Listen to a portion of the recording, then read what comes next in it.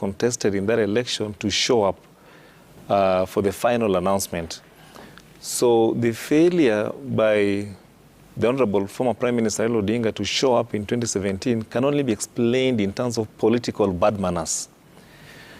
He needed to have shown up, show appreciation, and tell the IBC, we have received your results, but we disagree. You're going to progress to the court. That is the kind of maturity that promotes peace and tranquility in the country. So we expect that if that indeed is his motorcade, that would be commended.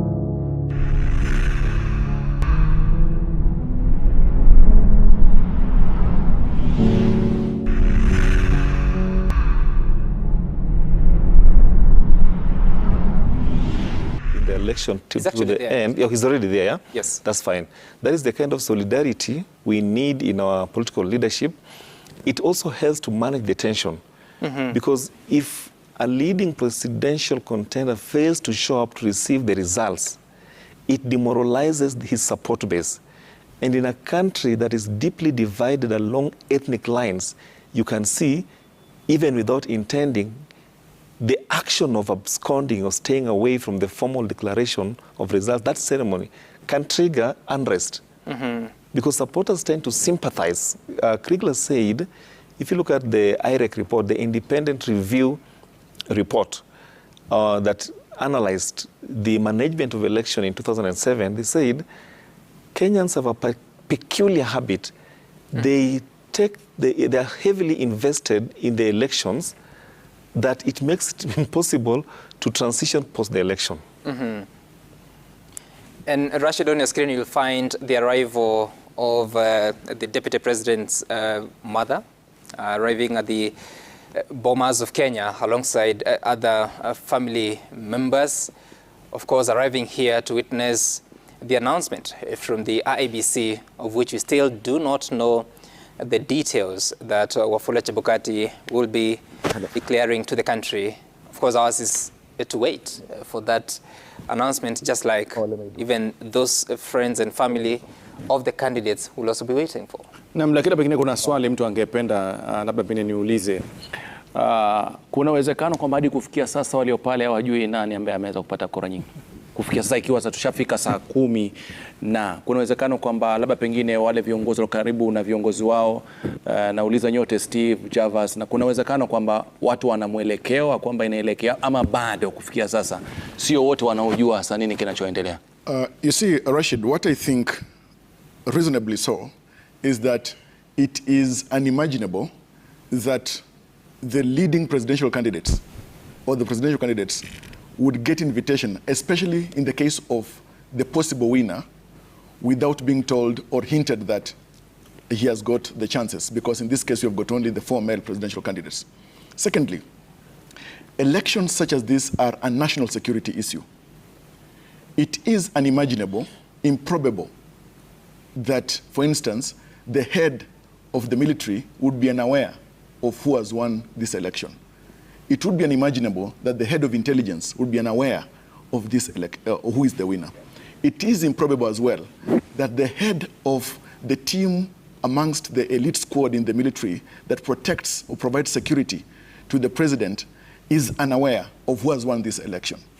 So looking at it from that, or from those kinds of lenses, it is possible that the person seated within Bomas right now, there are those who know who is the ultimate winner, possibly in this election, but it is just important that they embrace good manners and have civility throw its arms around them and wait for Chebukati, according by law, or to the law of the country, to make the official announcement. Naam, katika picha yako naangalia ni mama ambaye alimzaa William Ruto tarehe 21 Disemba mwaka 1966 kule Sambuti kijijini Kamaguti katika kaunti ya Uasin Gishu.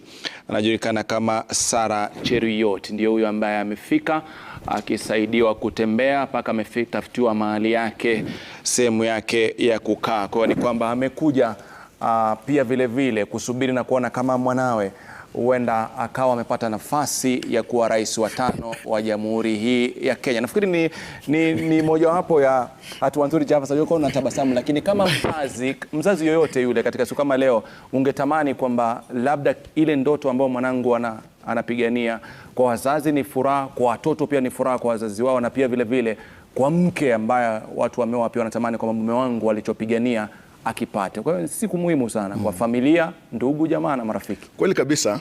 Wacha niangalie kupitia kioo cha nyuma, pale ambapo hawa wagombea viti vya urais walikuwa wanawateua wagombea wenza. Je, asubuhi hiyo wagombea wenza hawa hawakujua? Walijua. Ndiposa wengine wao walikuja na familia zao kadhalika. Sidhani kama nikiangalia jinsi desturi ilivyo hapa Kenya, kuna mtu ambaye anaweza chukua jamaa na jamii nzima yake aende katika kikao, akitoka hapo atokwe na machozi. Sidhani kama mtu anaweza kuwa na furaha kama hiyo. Lakini wacha tusubiri tuone, kwa sababu kila mtu hapa amekuja na jamaa. Hatujaona ule ujumbe ambao umeandamana na manake hajafika Raila Amolo Odinga. Pia tukiuona pia tutaangalia naye, kwa sababu tumeona tu magari ghafla yashafika katika mpango. Pia hatujamuona yeye mwenyewe kwa picha za moja kwa moja katika runinga, kwa tusubiri. Tukiuona tutakuja kujua kwamba je, ameandamana na nani na nani, alafu baadaye hizo hesabu utaziweka mezani. Kweli. Very interesting. I don't know if any of you was able to observe the events of 2013 as soon as the president-elect was declared by Isaka San, at that time the chair of IEBC, and maybe you could refresh our memories, if any of you remembers the change of guard, the sort of activities and ceremonies that followed that announcement up until the president-elect that time left the auditorium, in what could be what you might see this evening, if at all there's a winner to be declared. Amazingly, because now it's almost 10 years. Yes. My memory doesn't serve me very right, but I think I was in these studios. But as expected, the person who's been declared president-elect, they normally, fall back to their official, would say, communication centers and meet, congregate with their supporters. And then we also know that officially there is the assumption to the office of the President Committee, whose functions now kick in. So the protocols around the security detailing and other arrangements begin thereof. But in terms of the president-elect, those people around him, close supporters and supporters around the country, we know it's a jubilation. Right. Kenyans will pour out onto the streets and markets and villages and start, and there are also speeches that are expected from all the candidates, whether, indicating the direction they'll take. The president-elect obviously will present, and if I recall 2013, a speech of magnanimity, promising to get to Kenyans together, to work together. Obviously, at that time, there was indication from the other side that they would go to the Supreme Court. They're not satisfied with the elections results, and that had been earlier, indicated. So it was sort of, at least, the difference between then and this year is that, as we've seen since Kenyans finished voting, and today we haven't had so much from the candidates. Okay. What I'm looking for is the specific changes that you witness, because I remember in 2013 how Uhuru Kenyatta got into the auditorium is not the same way he left that auditorium. He was, of course, surrounded by security men. I don't know that they're women, and also different motorcade. He didn't ride in the same vehicle that he came in? Steve? Yeah, of course, if you look at the provisions of Article 138, Subarticle 10, that requires IBC to declare the results, and then you read it together with the provisions of Article 140 in terms of the timelines for swearing in. Of course, if the president-elect when the president-elect has been declared, his status then changes, yeah? He becomes, for all practical purposes, he becomes the president.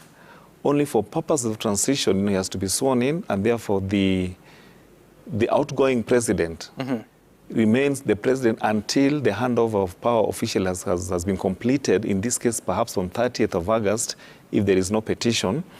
Now, that means that, of course, post the announcement, you can expect enhanced security, change of protocol, and he'll be treated as the president.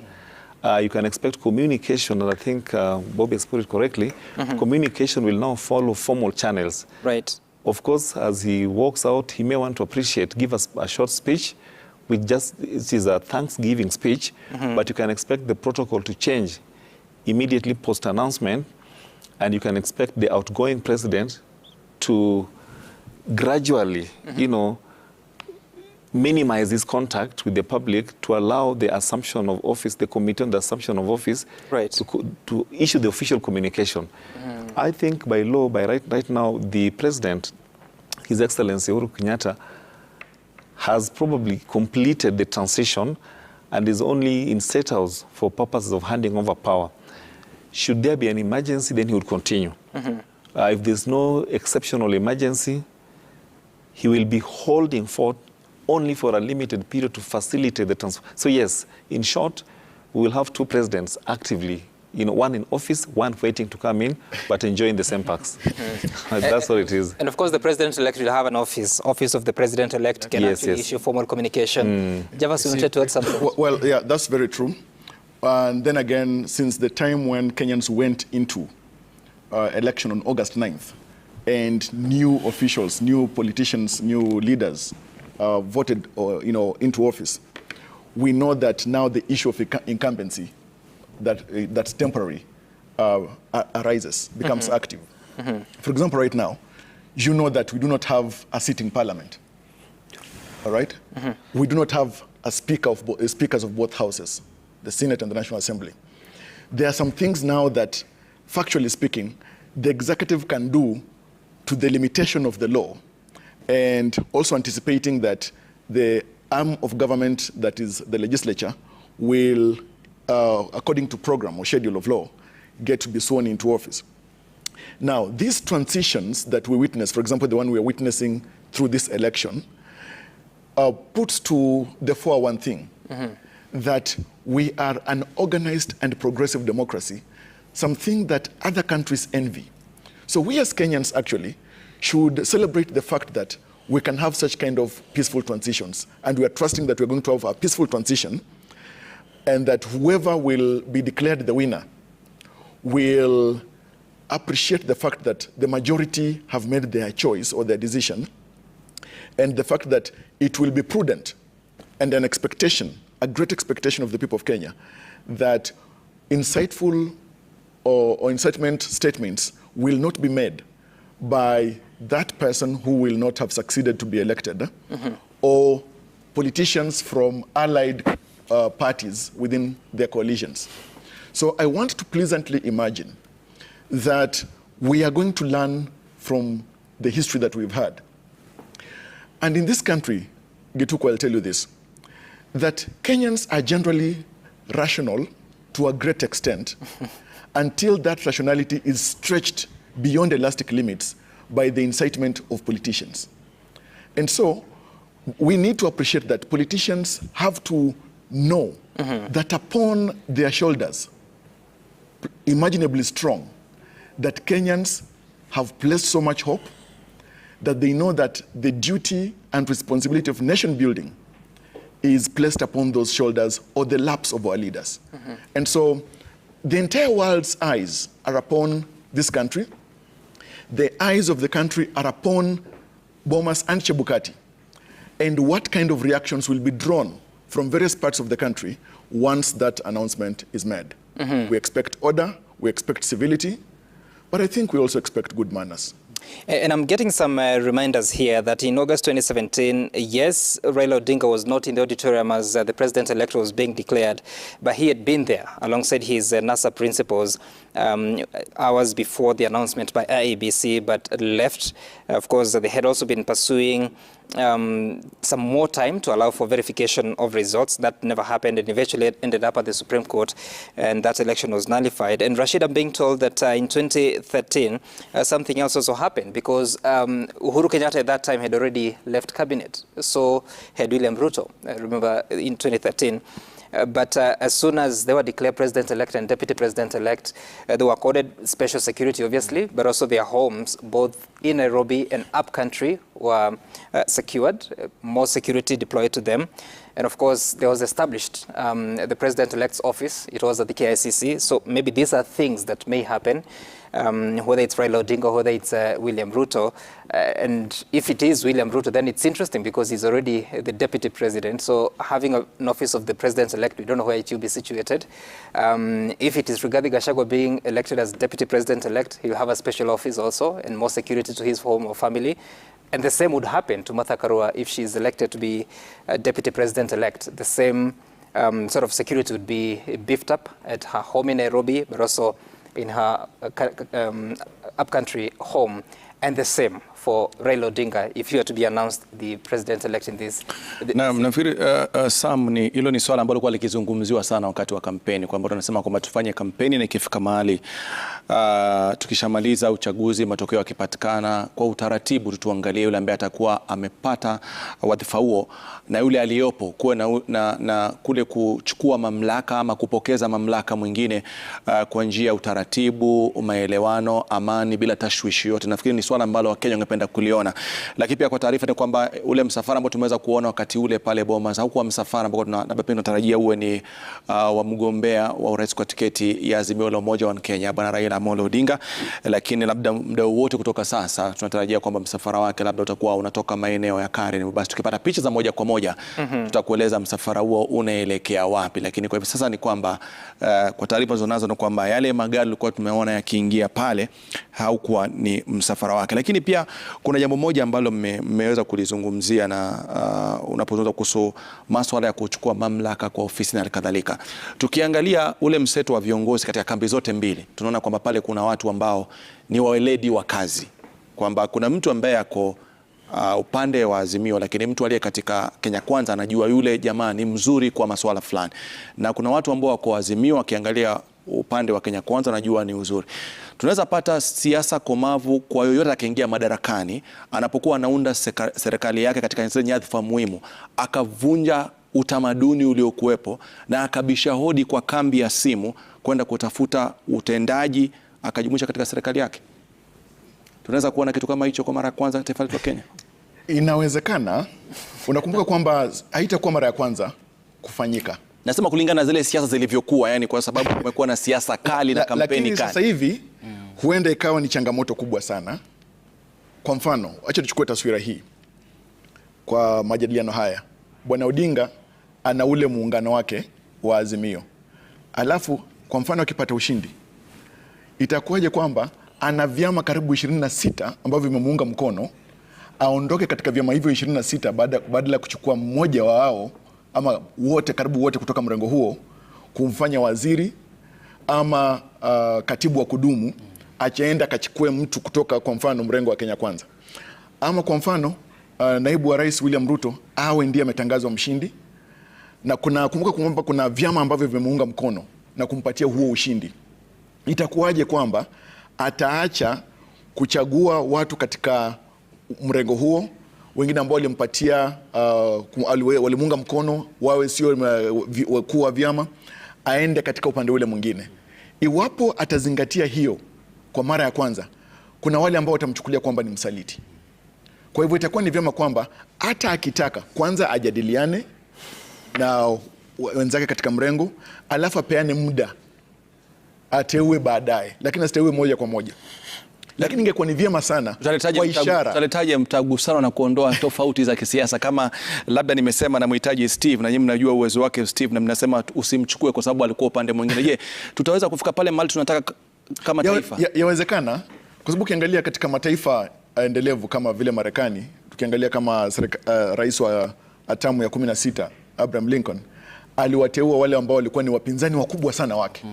Ukiangalia Rais Obama pia akawateua watu ambao walikuwa wapinzani wake wakuu. Kwa hivyo inawezekana, lakini sio jambo rahisi. Inategemea na ukakamavu wa kiongozi huyo, jinsi ambavyo moyo wake na fikra zake zimenyooka, na jinsi ambavyo anatilia utaifa mbele, ili kwamba kwa kuleta watu pamoja, na kwa sababu ya kampeni ambazo huwa zinakuwa zimechacha moto, unajua kwamba hataki ukuta wa taifa ubomoke. Unajua usema kwamba usipoziba ufa basi ni ukuta utajenga. Kwa hivyo kama ni hivyo, itabidi kwamba angalie, je, ni achague mtu kiongozi kutoka kwa pande pinzani, ama atafute mtu kutoka kabila hilo na isikuwe pengine mwanasiasa shupavu, ili kwamba iweze kufanyika namna hiyo. Huenda pia ikafanyika hivyo.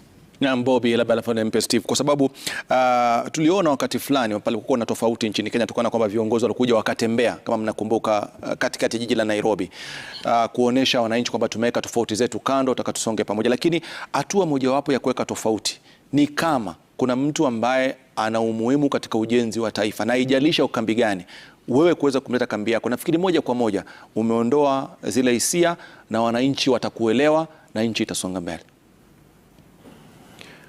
I think that was directed to Bobby, but let me give it a shot. So in principle, allow me to answer in English. Struggling not as fluent as Java's, yeah. Now, in principle, there is nothing wrong with political cross-pollination, because you are shopping for talent, you are shopping for allies. In any event, the unity of the state is more important than partisan political positions. But in our local context, we will also appreciate that what happens is not necessary to advance national interest. Sometimes cross-pollination is founded on very narrow parochial interests, like just killing opposition. You know, we saw this since time immemorial. In Moi's time, he would co-opt members of the political opposition into his government to silence them. And he would appoint as many as, and Bobby's here can tell us about that, because, you know, before we had this new constitution that delinked the executive from the legislature, you had nearly a third of members of the National Assembly serving in the cabinet, sometimes even from the political opposition. That makes it very difficult to check the government. I think what we must not do is to create or inject impurities, political impurities that can contaminate the ideology of a political party, because we still need to have a clear, coherent political communication coming from the political opposition. You have the leader of minority that says this is the second most largest party in parliament. Ideally, we shouldn't be having people aligned to the political to the minority party serving in the majority government. You get? Because then that undermines accountability. But if you're looking for technocrats, bureaucrats, in this election we've seen the likes of David Ndii on the other side, the likes of Professor Makau Mutua on this other side. If for one reason or another, whoever wins the presidency wants to co-opt either of these technocrats, they would be at liberty to do so, because then they'll be coming to lend their professional expertise. That's okay. Na pia Bob, labda kuna mtu atasema itakuwa ngumu kwa sababu hata watu wakienda kupiga kura, labda pengine kila mrengo ulikuwa kuna tayari unajua tukishinda huyu nani. Na kuna lile swala kwamba watu wanaogopa kwamba anayeshinda anachukua kila kitu, kumaanisha anayeshindwa hana nafasi kisheria ya kuwa na nyadhifa yake kama kiongozi wa upinzani rasmi kisheria. Mlichukua ya maoni wakati tunasema tunasubiri katiba ya mwaka 2010. Hili mbona alikuweza kuafikiwa? Manake ni kwa sababu ya mfumo ambao tulikubaliana kama Wakenya tuwe nao katika uongozi wa ngazi ya utekelezaji wa kitaifa, yani national executive, na tulichukua mfumo wa kimombo tunasema Presdential. Na kwa hivyo sasa unaona kwamba ni zile taasisi za dola ama vitengo vya dola ambavyo ndivyo ambavyo vinatiliwa msingi na kipaumbele. Kwa hivyo kuna national executive, kuna bunge la kitaifa, alafu kuna mahakama. Kwa hivyo katika huu mfumo utakuta kwamba na ule mfumo ambao sasa upinzani ama kiongozi wa upinzani yupo katika bungeni na wadhifa wake bungeni maalum, utakuta kwamba ni katika ule mfumo wa ubunge, yani parliamentary system. Na hapa tumejaribu kuileta hapo awali. Ukiangalia rasimu za katiba za awali kama ni ile ya Bomas na hata ile ya kwanza, sisi kama Committee of Experts tulikuwa tumeichapisha Harmonized Draft Constitution of Kenya, ilikuwa inajaribu kuleta hii mifumo yote miwili pamoja, mfumo wa urais. Kwa hivyo iwe kama mseto, mfumo wa urais na mfumo wa ubunge, lakini mwisho wa Kenya wakaamua kwamba ni mfumo wa urais ambao utakuwa nao, lakini si ati kwamba hakuna upinzani. Tofauti ni jinsi chanzo na chimbuko cha serikali, na serikali inaendesha shughuli zake kutoka wapi. Kwa hivyo mfumo wa ubunge, unamshtua Steve.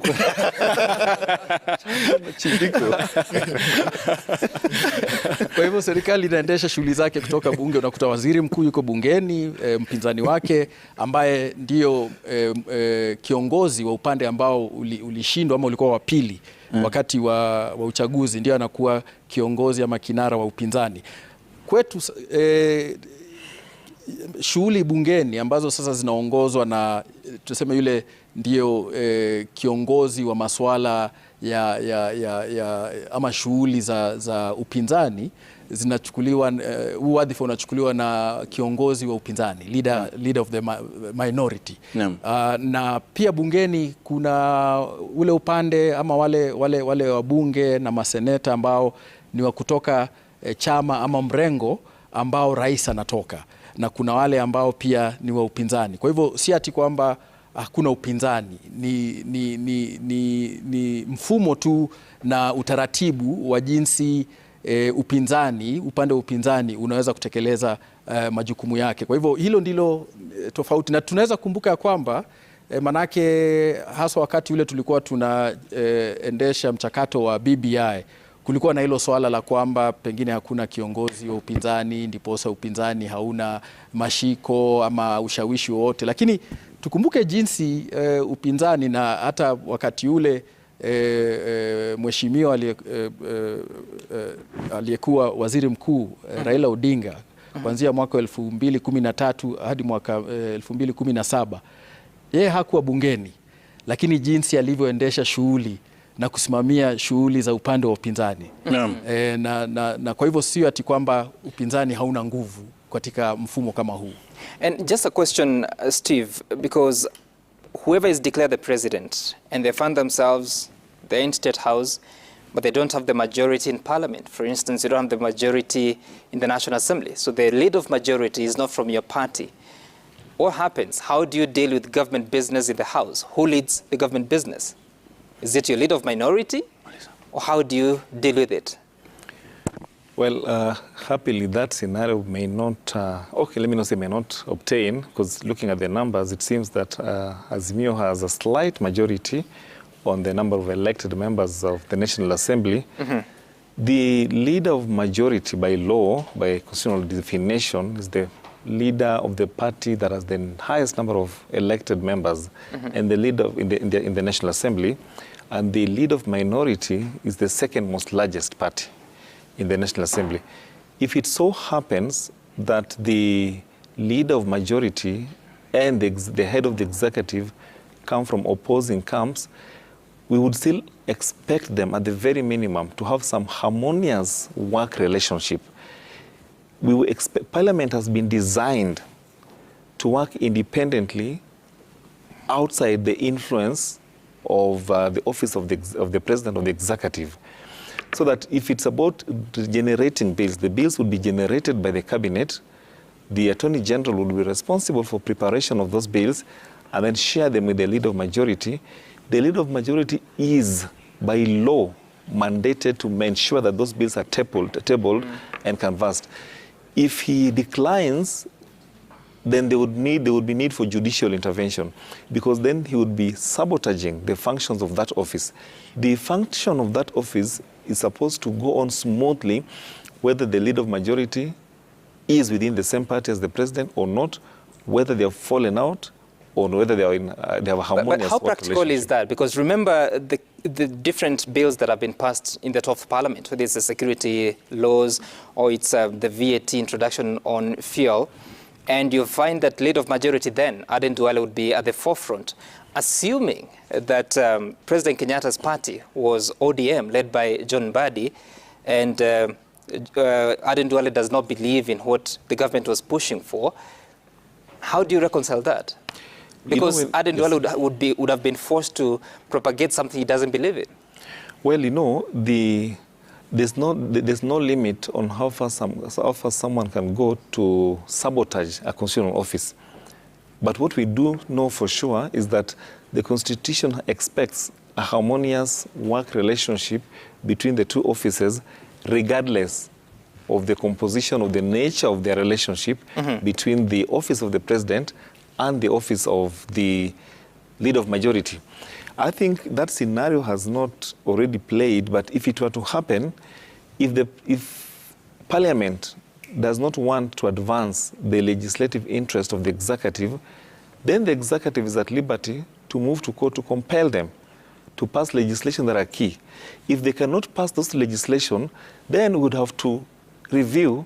The political accountability would be the executive would then retreat back and say, you know what, I am going to implement the laws that have been passed by Parliament. If Parliament decides to sabotage national interest, then they do not punish the president. You punish the general population, which includes the voters. All right, it's now 4:30 p.m. We've been here for more than 5 hours waiting for the fifth. And I think, Lulu, we have to let go for another team to continue with the very important duty of waiting, because that's our work. My name is Sam Gituku. Nami nasema shukran sana kwa wageni wetu siku ya leo, lakini haimaanishi kwamba tunaacha kupeperusha taarifa hizi moja kwa moja, lakini kuna wengine ambao wanaingia sasa, wanashikilia zamu. Wahiga Maura, Jeff Koinange, Vigili Badili, Abi Mashima Kapombe. Na bila shaka tulikuwa watatu, hatujabahatika kupata matokeo ya moja kwa moja kwa rais wa 5, lakini tuna wenzetu wanne wanakamilisha marais wa kwanza, wa pili, wa 3, wa 4 watakuwa wanaingia studioni ili watupe matokeo, yani nani atakuwa rais wa 5. Mtazamaji, tunasema asante zidi kutizama Citizen TV. Tunakupeleka moja kwa moja ukumbini Bomas ujue kinachoendelea.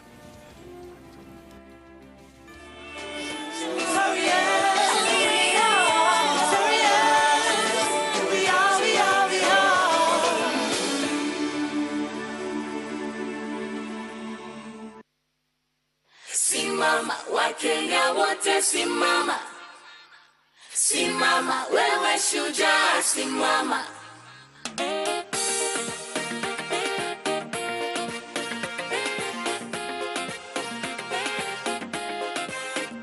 Nchi yangu, jukumu langu, mimi ni shujaa, shujaa. Najivunia taifa langu, mimi ni shujaa, shujaa. Simama, Wakenya wote simama. Simama, wewe shujaa simama. Simama, Wakenya wote simama. Simama, wewe shujaa simama. Kenya yaito beautiful, mazingira tobwate colorful. Aba Kenya na bantu wonderful, proud to be Kenyan, I'm grateful.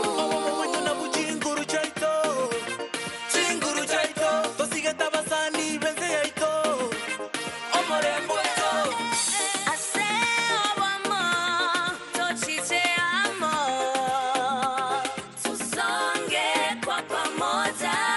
Tumetoka mbali, tunaenda mbali, sote kwa pamoja. Nchi yangu, jukumu langu, mimi ni shujaa, shujaa. Najivunia taifa langu, mimi ni shujaa, shujaa. Simama, Wakenya wote simama. Simama.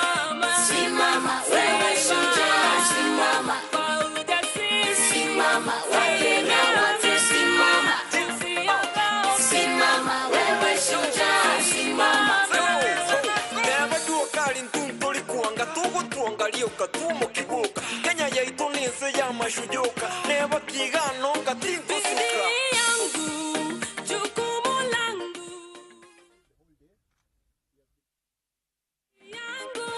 Hatuchagui kazi, kazi ni kazi. Boda boda, vijana mitaani. Kenya yeto molembe no bomo no kwachani talikende nande tiganya saya tolende atokitera tuagate botambe. Nchi yangu, jukumu langu, mimi ni shujaa, shujaa. Najivunia taifa langu, mimi ni shujaa. Particularly about the integrity of the IBC technology and server. We have intelligence and reports that their system was penetrated and hacked, and that some of the IBC officials actually committed electoral offenses, and some of them ought to have been arrested if they were not arrested.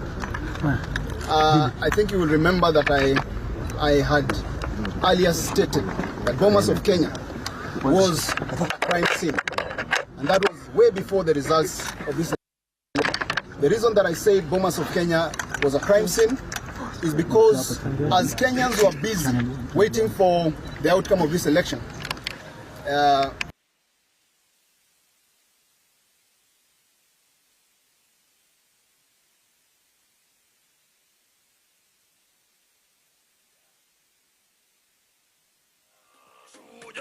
Nchi yangu, jukumu langu, mimi ni shujaa, shujaa. Najivunia taifa langu, mimi ni shujaa, shujaa. Simama Wakenya wote, simama, songe pamoja. Simama wewe shujaa, simama. Simama Wakenya wote, simama. Simama wewe shujaa, simama. Wewe shujaa. Commission IBC to account to the people of Kenya to deliver a free, fair, credible, verifiable election. The people of Kenya deserve nothing less. Thank you very much. I will now give it to my colleagues.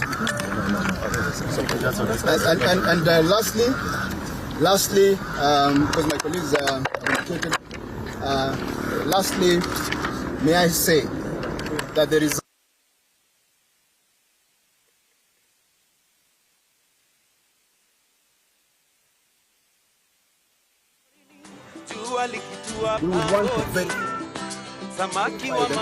we will be able to know and to tell the Kenyan people, because a result that is not verifiable is not a result, and therefore that is our and the chairman had actually.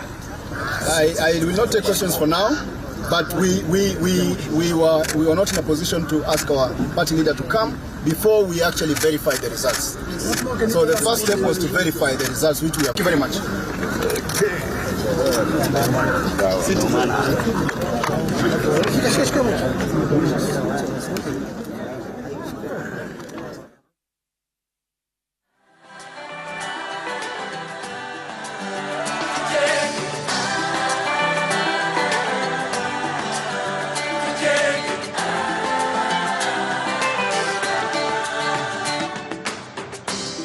Kukinyesha tusinyeshewe, tuwe salama. Serikali kaingilia, tapunguza gharama. The day is finally here, tunahama.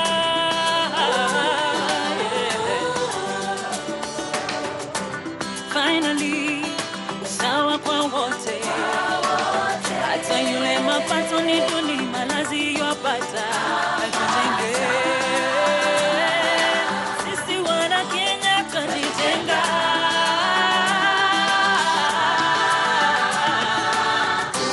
Tuanzeni kujenga. Watoto wetu wasikose mahali pa kwenda. Chukua mawe na simiti weka kwa mabega. Tunajenga. Tunajenga. The journey starts.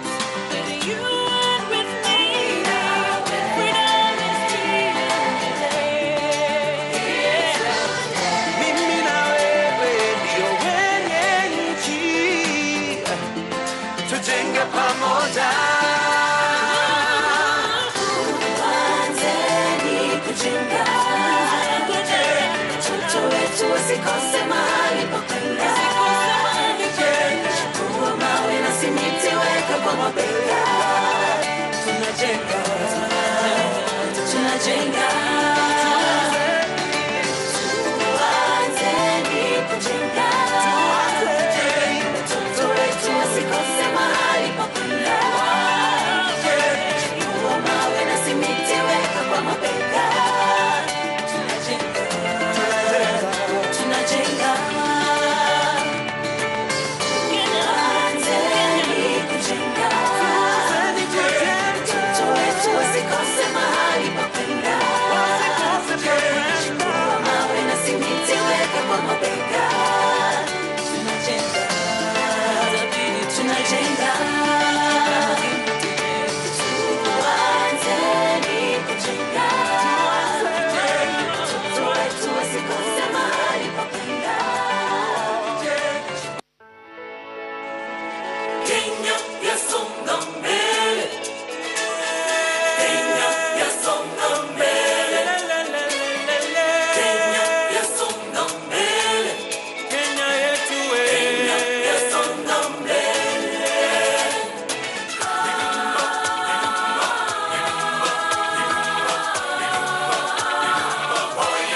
babu zetu walimwaga damu kukomboa nchi yetu Kenya, tukapata uhuru. Juhudi zao tunajitawala, kwa ujuzi wetu tunasonga mbele. Kenya yasonga mbele. Kenya yasonga mbele. Zetu wazalendo yasonga mbele. Tunajenga nchi yetu. Kenya yasonga mbele. Kenya yasonga mbele. Kenya yasonga mbele. Zetu wazalendo yasonga mbele. Tunajenga nchi yetu.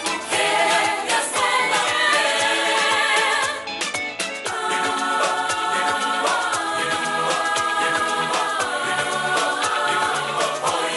Viwandani tunachapa kazi, mashambani tunachapa kazi, twaboresha makao, tunachapa kazi, twaboresha afya, tunachapa kazi, tunasonga mbele. Kenya yasonga mbele. Kenya yasonga mbele. Zetu wazalendo yasonga mbele. Tunajenga nchi yetu. Kenya yasonga mbele. Kenya yasonga mbele. Kenya yasonga mbele. Zetu wazalendo yasonga mbele. Tunajenga nchi yetu. Kenya yasonga mbele. The future is bright. For the youth of Kenya, The future is bright. for the children of Kenya, The future is bright. with a big for agenda, The future is bright. tunavuta kwa pamoja. Is bright. Yaani Kenya ni makao yetu. Twafurahia uhuru wetu. Yaani Kenya ni makao yetu. Twafurahia uhuru wetu. Kenya yasonga mbele. Kenya yasonga mbele. Zetu wazalendo yasonga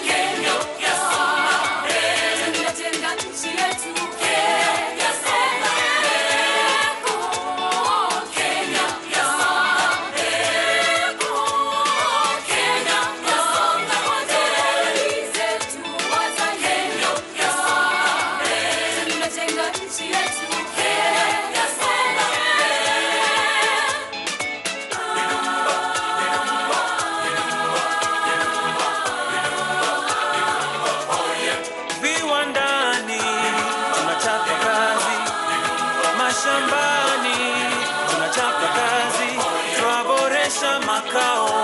Tunachapa kazi, twaboresha afya.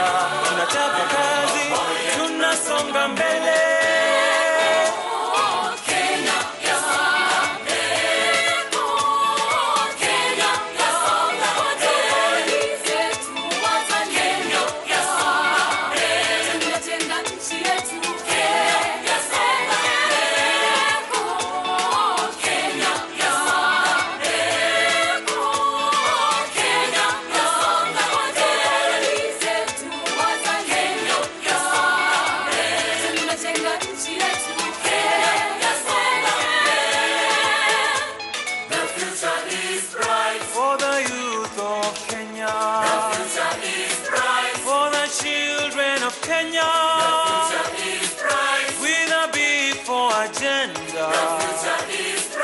Tunavuta kwa pamoja. Kenya ni makao yetu, twafurahia uhuru wetu. Kenya ni makao yetu, twafurahia uhuru wetu. Kenya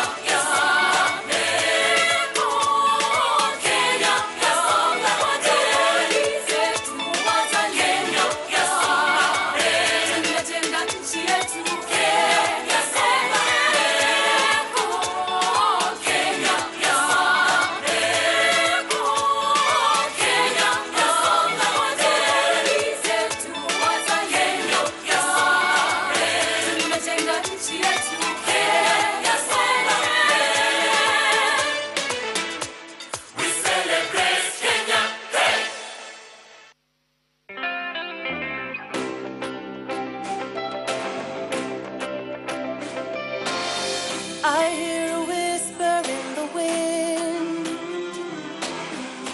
of a people with a dream, different colors of a nation come together for a win. We share spirit deep within,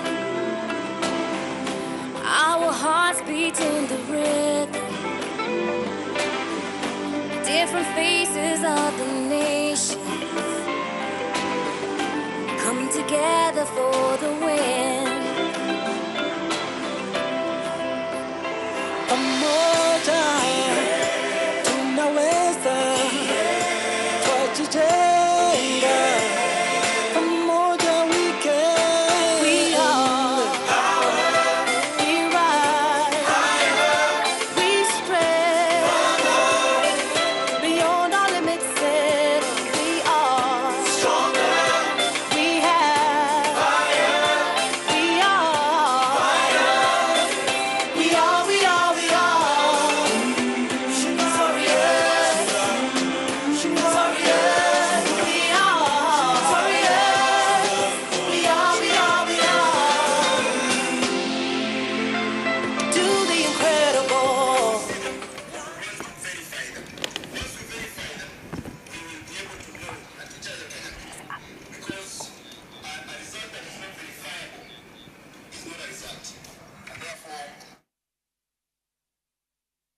This is Kenya's Choice 2022, and many thanks for keeping it Citizen TV, even as we keep our cameras and our eyes fixed on the Bomas of Kenya, the National Tallying Center.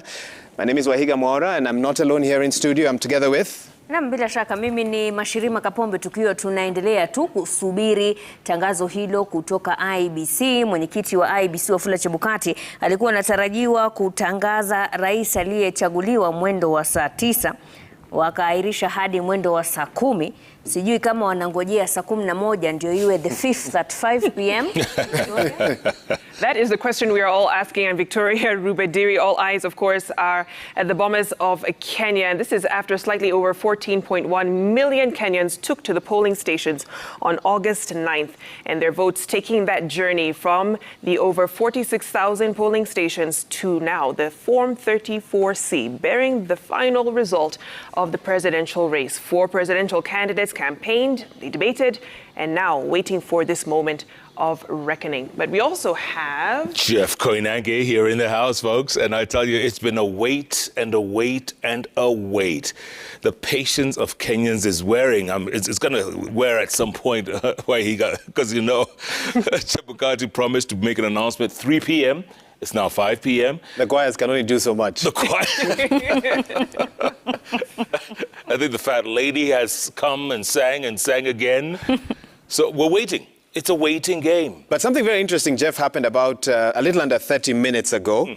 The chief agent of Raila Odinga, Saitaba Ole Kanchori, called for a sort of impromptu press briefing just outside that auditorium there, the Bomas of Kenya, and said some very interesting things that may shed light on why we continue to wait and why presidential candidates and their agents have actually walked out of Bomas, including members of the diplomatic corps, and are now holding impromptu meetings on different parts of the premises of the Bomas of Kenya. This is what Saitaba said. He said, this election is not verifiable from where they sit. He raised questions with the chairman of the IBC that they feel they do not have answers to.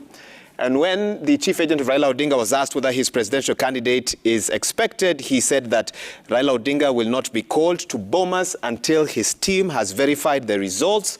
I have agreed with them, and these results are contained in the Form 34C, a compilation of Form 34Bs from the 290 constituencies plus one from the diaspora vote. And so that's what we know at this moment. Obviously, you can tell that something is afoot for an announcement that was to be made at 3 p.m. Almost 2 hours later, no sign of the commissioners, a lot of activity there, and then this statement by the chief agent of Raila Odinga giving us a bit of an idea of where the dispute may be, and that is what may have caused this particular delay. Thanks for staying with us, wherever you're joining us from in Kenya and around the world. And let me also introduce our guests who are here with us. Bobby Mkangu continues to remain with us, an advocate of the High Court. Thanks for your patience today and just for bearing with this. We want to pick your mind a little bit. We're also joined by Titus Mahanu, an advocate of the High Court. And Titus, I can start immediately with you. You listened to that press briefing. What do you make of it? Of course, under the Constitution, any candidate that has participated in an election has a right to either accept the results, has a right to reject the results based on how they view and based on the grounds that they feel ought to be put out in the public there. Okay. What do you think Saitaba was not saying? As to try and read into his intention, yes, a bit difficult, but what I can say is I foresee a situation where this election is going to be challenged. You foresee that, and we have some of the timelines, and we'll be showing our viewers a bit later on what that looks like. But my goodness, this is quite a trend. Definitely, if the elections are going to be challenged, we are looking at a scenario where the petition challenging the declaration has to be filed within 7 days. And 14 days after filing of that petition, the Supreme Court needs to determine it. Now, the question will be, or it will depend as to how the verdict will come. If the Supreme Court will be able to overturn the declaration, then we are staring at another 60 days within which another fresh election needs to be held.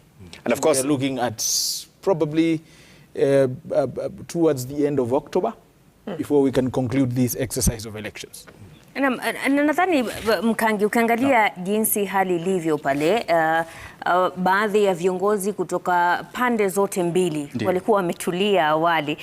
Sasa hivi unaona ni kama wengine wanatoka, wengine wanarudi, wengine wanapigana pambaja. Je, inakupa matumaini kwamba kutakuwa na tangazo leo la rais aliyechaguliwa? Nadhani manake mwenyekiti na tunasema ndio tuseme mwenye shughuli ya leo, Mheshimiwa Wafula Chebukati alikuwa amewatangazia Wakenya na tunaweza kusema ulimwengu mzima, manake macho yanaangazia Kenya leo, kwamba atatoa taarifa ama matangazo yake rasmi kuhusu ni nani ameibuka mshindi wa uchaguzi wa urais wa mwaka huu hivi leo, na hata alikuwa ametaja kwamba hii shughuli itaanza saa 9 mchana. Kwa hivyo nadhani ataendelea na shughuli na atatoa matangazo yake. Tumesikia pia kutoka upande wa mgombea wa Azimio Kenya One wakisema kwamba hawajaridhika na mchakato haswa kuhakikisha matokeo kufikia sasa, lakini hakutoa taarifa za ziada.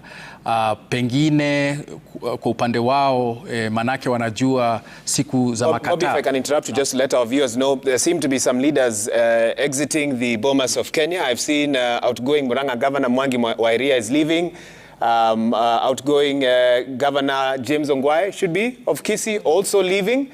A sign, and of course they are Azimio leaning. We don't know where they're headed to, possibly to converge either at KICC at the Azimio Command Center, or maybe even to meet with presidential candidate Raila Odinga, but that is their motorcade, and they have left the Bomas of Kenya. And this is a kind of activity we may see in line with that statement by Saitabao Ole Kanchori that they haven't verified the results. They are not clearly satisfied if Chebukati was to read or make an announcement right now. And so this is very telling. Mkangu, you can continue. Nilikuwa nasema kwamba siku za makataa za kikatiba ni kesho. Kwa hivyo hatujui kama upande wa mgombea aliyekuwa waziri mkuu Raila Odinga wanataka kuiomba tume iwape fursa ya wao wenyewe kuhakikisha kwamba wanakubaliana na matokeo ambayo yatatangazwa leo, lakini hiyo inaashiria kwamba pengine wanajua matokeo, kwa sababu huwezi kukikataa ambacho hujakiona ama hujakisikia. Lakini kama ulivyouliza, nadhani shughuli itaendelea, manake hapo awali tulipokuwa tunachanganua na wenzangu tulikumbuka kwamba katika chaguzi za hapo awali za mwaka 2013, 2017 mgombea Raila Odinga hakuwepo wakati mara ya kwanza mwenyekiti Isaka Hassan na mwaka 2017 Wafula Chebukati alikuwa anatangaza matokeo. Kwa hivyo nadhani hilo la kwamba hao hawajaridhika na ambacho kama nilivyosema pengine washajua ni nini kitakachotangazwa. Kama hawatakuwa Wahiga amesema kwamba tumeona wengine wakiondoka, lakini nadhani shughuli itaendelea. Wafula Chebukati atafanya matangazo yake, na kwa sababu huu sio mwisho wa mchakato, manake matangazo ya Wafula Chebukati sio hapa, mfumo wetu sio kama nchi jirani Tanzania ambapo hakuna fursa ama nafasi ya kupinga matokeo katika mahakama ama katika taasisi nyingineyo. Hapa kuna hiyo fursa, na kama hawajakubaliana nayo basi wana yeyote, manake hata sasa hatujajua matokeo. Lakini pia Chebukati alisema kwamba atahakikisha kwamba hili tangazo halitafanywa usiku. Naam. Je, kuna uwezekano kwamba si kama Titus anaweza jibu hilo, kuna uwezekano wa tangazo hili kutolewa kesho? Naam, nitajaribu kujibu kwa Kiswahili. Kulingana na sheria, kuna sheria ambayo inaitwa Interpretation, General Provisions and Interpretation Act, CAP2 ya Kenya, ambayo inapatia mwongozo kamili wa kuchanganua mambo ya muda, kwa sababu kikatiba Chebukati amepewa siku 7. Lakini ukiangalia katika ile sheria, siku 7 katika kisheria inamaanisha siku kama 8-9 hivi. Manake siku ambaye jambo lafaa kufanyika huwa haihesabiwi. Kwa hivyo bado ana muda, na hata ikiwa labda kungekuwa na kazi imemzidia hivyo kana kwamba hawajamaliza mambo ya verifiability, angeweza kuenda kotini na kuuliza muda zaidi. Manake katiba haijatoa mwongozo kamili ya kwamba siku 7 zinapoisha basi hiyo shughuli inakuwa imeishia hapo. Hapana, imesema tu ana uwezo wa kutoa uamuzi wake chini ya muda wa siku 7. lakini kwa sababu tuko na Supreme Court hapa Kenya, ikiwa huo muda umemwishia, anaweza enda kotini akauliza muda zaidi. Okay. Bobby, let me bring you in here because there's a lot of speculation, especially on social media, as to what appears on that Form 34C and whose signatures should be appended on it. I've been seeing talk of some chief agents refusing to sign that form. Are they needed for that declaration to be made? Well, at the end of the day, and we've seen even forms that stem from the polling stations, which some do not have signatures from the agents, and so that detail is recorded, and the signatures from the agents indicate a consensus, an agreement with what is indicated in those forms. So at the end of the day, the forms were still transmitted.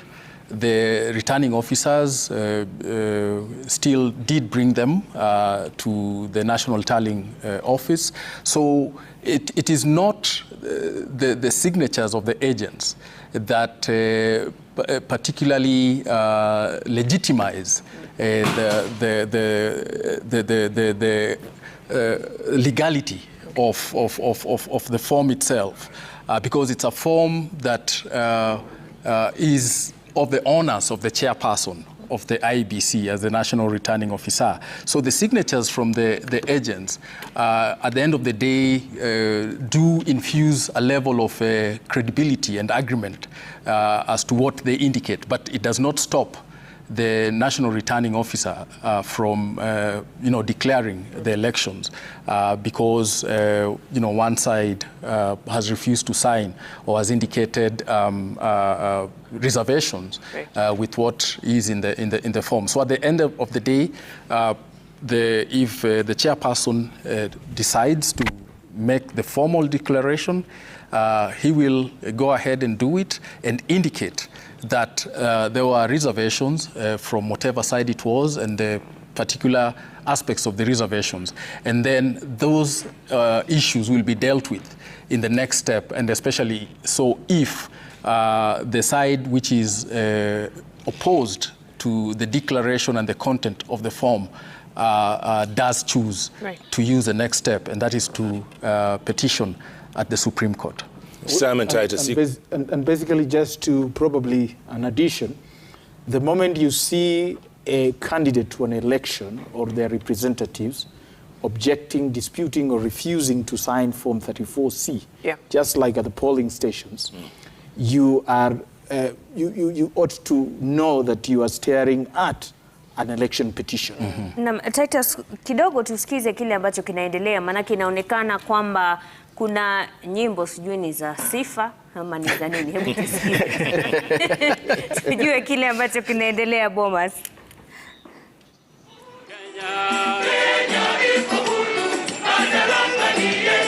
Serikali yetu imbioni, serikali yetu imbioni, tunafuata mwendo wetu Kenya.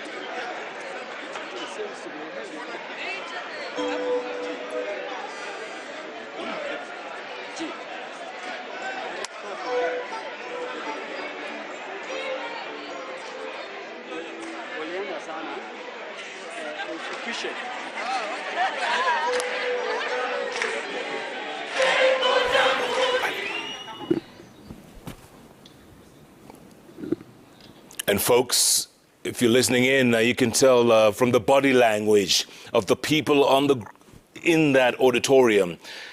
It's very telling. It's very telling. You can see Kenya Kwanza are literally going with the flow.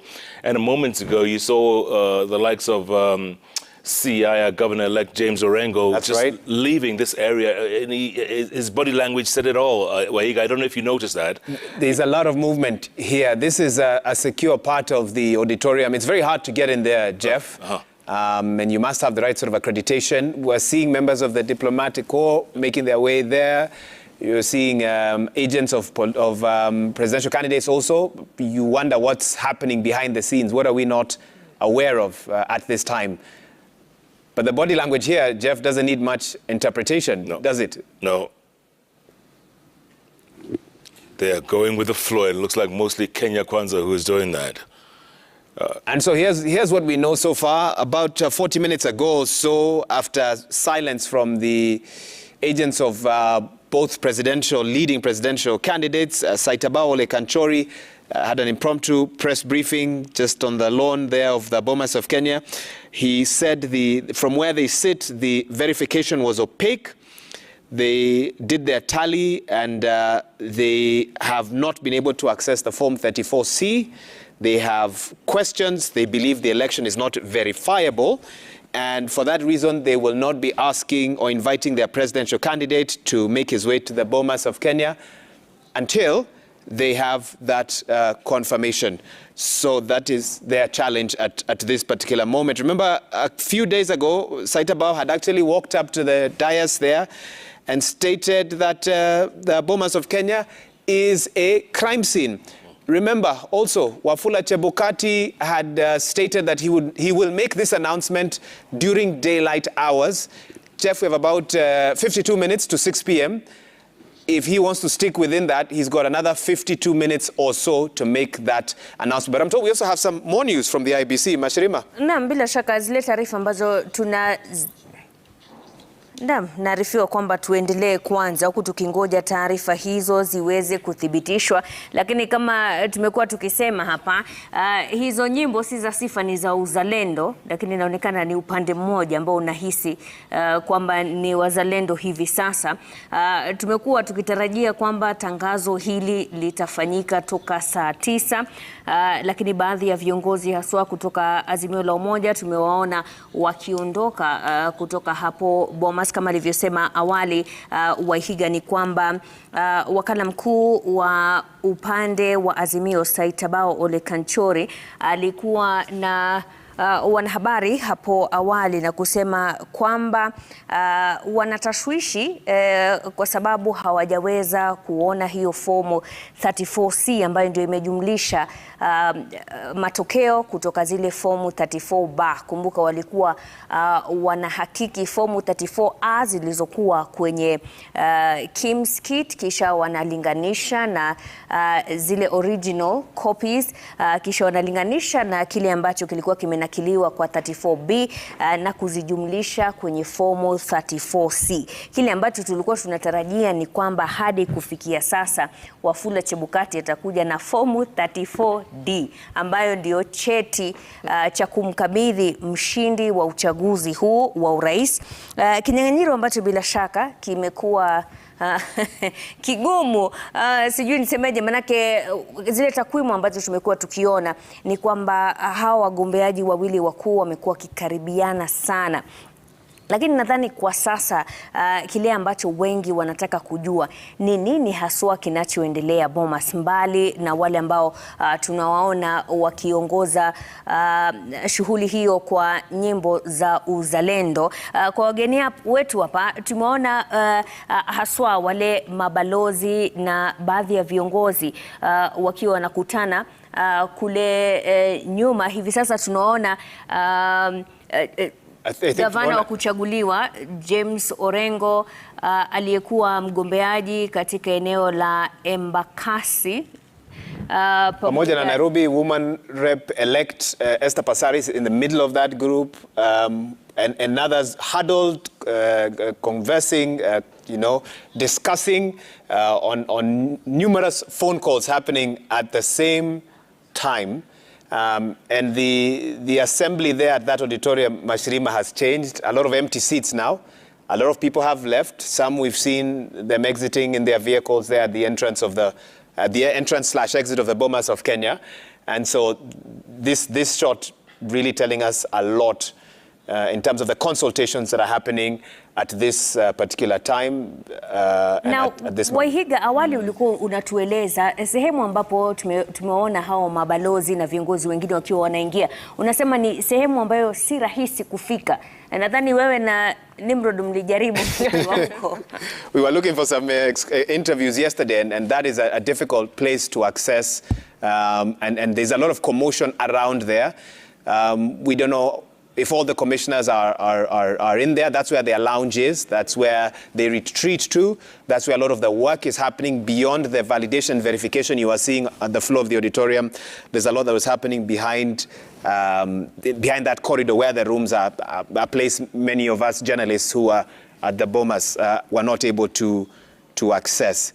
But obviously, some of the big questions that have been asked at this time has been, will IBC complete this process on time? It does look like they will.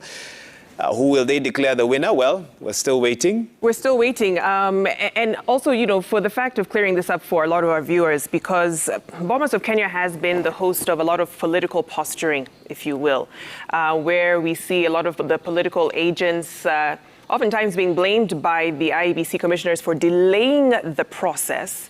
And when you look at this to our two guests, in terms of people leaving the amphitheater, some coming back in, phone calls flying here and there, what impact does it have on the process? At the end of the day, the Supreme Court said it's not an event. It's a process, one that started at the polling stations on August 9th. And according to that Maina Kiai ruling, that is where the presidential race was won or lost. So when we see these displays, what does it mean? Does it have any impact, any bearing whatsoever on that process? I'll start with you, Bobby. In terms of the technical process, not so much. Mm-hmm.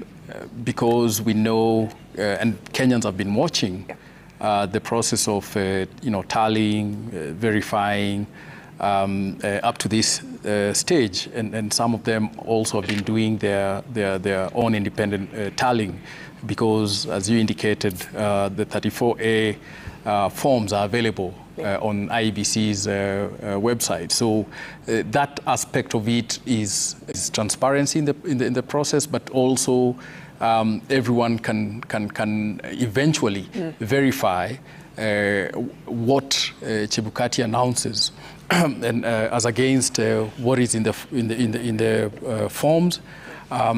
So in terms of that technical aspect, in terms of the program and the timing that the chairperson has indicated, I think that this does not have any great impact. We must remember also this ceremonial arrangement is very much again for the optics of accountability, of transparency, of inclusion, but it could be the case because it's not a direct or categorical constitutional requirement that we must have this kind of ceremony where we even invite the diplomatic corps to come and you witness this.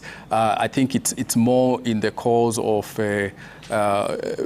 considering this to be a major national and state event that the IEBC does make it, and declare in this very, very regaliad, if I may use that term, kind of event. Definitely, I think it has an impact, as I said, in terms of the optics and what those communicate out there to the Kenyans who are following this particularly, but also to the rest of the world, because they have been following this, they have been watching the events at IEBC, at Bomas of Kenya. Now we are seeing the choirs are back early in the morning. It was very much a celebratory mood with everyone in the auditorium, getting up and dancing and getting down, as we say, to the music that the different choirs and musicians were tuning out. So this I think has more impact in terms of what it communicates. Okay. Gentlemen, if you could just look at the screens right now, look at live pictures of quite a few people literally walking out. There are quite a few people walking out, even as the religious... But I'm not sure where... That was the Kenya Kwanza presidential candidate, UDA presidential candidate, William Ruto. I'm not sure where he's heading to, because what we're seeing on the auditorium is a build-up in terms of arrival of different delegations here to the dais there. We've seen interreligious council members, Jeff. Right. They've filled up some of those seats now at the stage.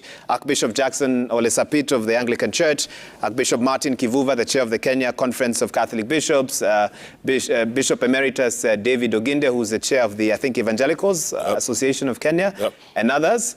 We're now seeing also presidential candidates also arriving. So I suspect Deputy President William Ruto, who's the Kenya Kwanza candidate, is being routed to probably be somewhere behind the scenes here, as it seems that we are now closer than ever before to that announcement, Jeff, that Kenyans and the region and the continent and maybe the world have been waiting for since 3 p.m. Inaonekana kuna shughuli hapo, ni kana kwamba lile tangazo ambalo tumekuwa tukilingoja litafanyika muda wowote kutoka sasa. Lakini unajua wanahabari huwa tuna tabia ya kusema muda wote kutoka sasa, alafu tutaendelea kusema muda wote kutoka sasa hadi saa moja. Kwa hivyo ni kuwa tuna subra tuweze kuona kile ambacho kitaendelea. Namwona huyo ni mgombeaji wa chama cha Agano, David Mwaure, akiwa pia anaingia hapo kwenye eneo hilo la Bomas, ambapo viongozi hao wa dini tayari wamekaa kwenye viti wakingojea tu tangazo hilo kutoka kwa Wafula Chebukati. And I think everyone will be keenly following Jeff, the announcement that Wafula Chebukati makes, whether it aligns with Article 138 of the Constitution. The requirement to avoid a runoff would be to have a candidate who receives 50% plus one votes across the country, and at least 25% of the votes cast in each of more than half of the counties. And there's been a lot of speculation that could this be the first run of the country? We'll see. Well, the man and the team that know could be stepping up onto the screen there. Any moment from now. Any moment from now, John. Literally any moment. There's becoming a bevy of activity over there. Wahiga, you said you tried to get into that space. We did. We used everything we could to try and our way there. The security team has been enhanced almost 3 times this week. There was a lean team on Tuesday into Wednesday. From Thursday, it was escalated. Even getting into the gate was a problem, even with the right documents. And yesterday, you had to fight to make your win, especially with the incidents. I know you guys saw, and we were in studio with some of you. Yeah. Laptops, and all, commotion over different issues. And so the security team here has had to keep changing their protocols as they assess the situation on the ground. No, absolutely. And of course, that amphitheater floor has been cleared of those tables that initially were set up to verify the Form 34B coming in from the returning officers, 290 of them, but now all collated into the Form 34C that will eventually become Form 34D. That is the certificate that will be handed over to the winner, announced by IEBC Chair Wafula Chebukati. That is the man, that's the face that we want to see come through that space right there and make that all-important announcement. Kenyans have been waiting patiently since last Tuesday when they went to the polls. But of course, with all this activity, familiar faces in the political scene making their way in and out of that amphitheater, and of course, raising a lot of questions as to what could they be discussing, what could be leading to this delay with very important individuals already in the room, having waited for hours before this point. So it doesn't help in terms of this vacuum of information. It can be filled with a lot of misinformation. That's correct. It's been hard to really, trust what you see on social media this past week, Jeff. And also the optics coming out of the screens. You can see the optics. What does this tell your average viewer? What's going on at Bomas, folks? I'm sure that's what they're asking. Around the country and around the world, what's going on at Bomas? You see that security at that place, it's being enhanced literally by the minute. And people are wondering, what's going on? When's Chebukati going to come out? What's he going to say? It's all a question of when, if. The 7 most important people right now are the IBC commissioners. Yeah. We haven't spotted either of them. Any of them. Up until now. And I'm wondering who that security team there is clearing that corridor for. We've only seen one presidential candidate make their way out from there after they'd left, after they'd all stepped out. We're waiting to see whether George Ojakoya will come back in. And of course, the Kenya Kwanza presidential candidate, William Ruto. But the commissioners are the men and women of the moment. And we are waiting for them to emerge and hopefully emerge before 6 p.m. as per the promise that they made. What a week, what an election. It's been Titus and Mukangu here, even as we've continued to follow what's happening. Wahiga na leo nadhani ni siku muhimu kwa sababu iwapo tangazo hili litafanyika leo, basi inawapa wale ambao hawajaridhishwa siku 7 za kwenda mahakamani kupinga matokeo. Kwa hivyo iwapo tangazo hili litafanyika leo, wale ambao wanapinga matokeo wana hadi Jumatatu ijayo kwenda kuwasilisha kesi mahakamani. Iwapo haitafanyika leo, itafanyika kesho, basi wana hadi Jumanne. Okay, so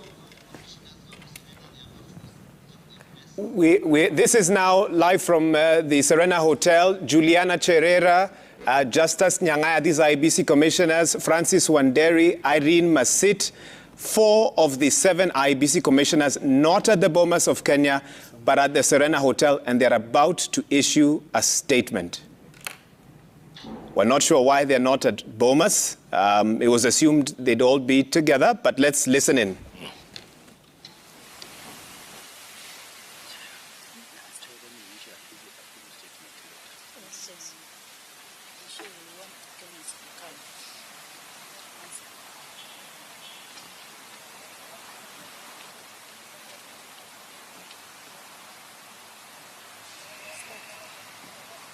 Ready?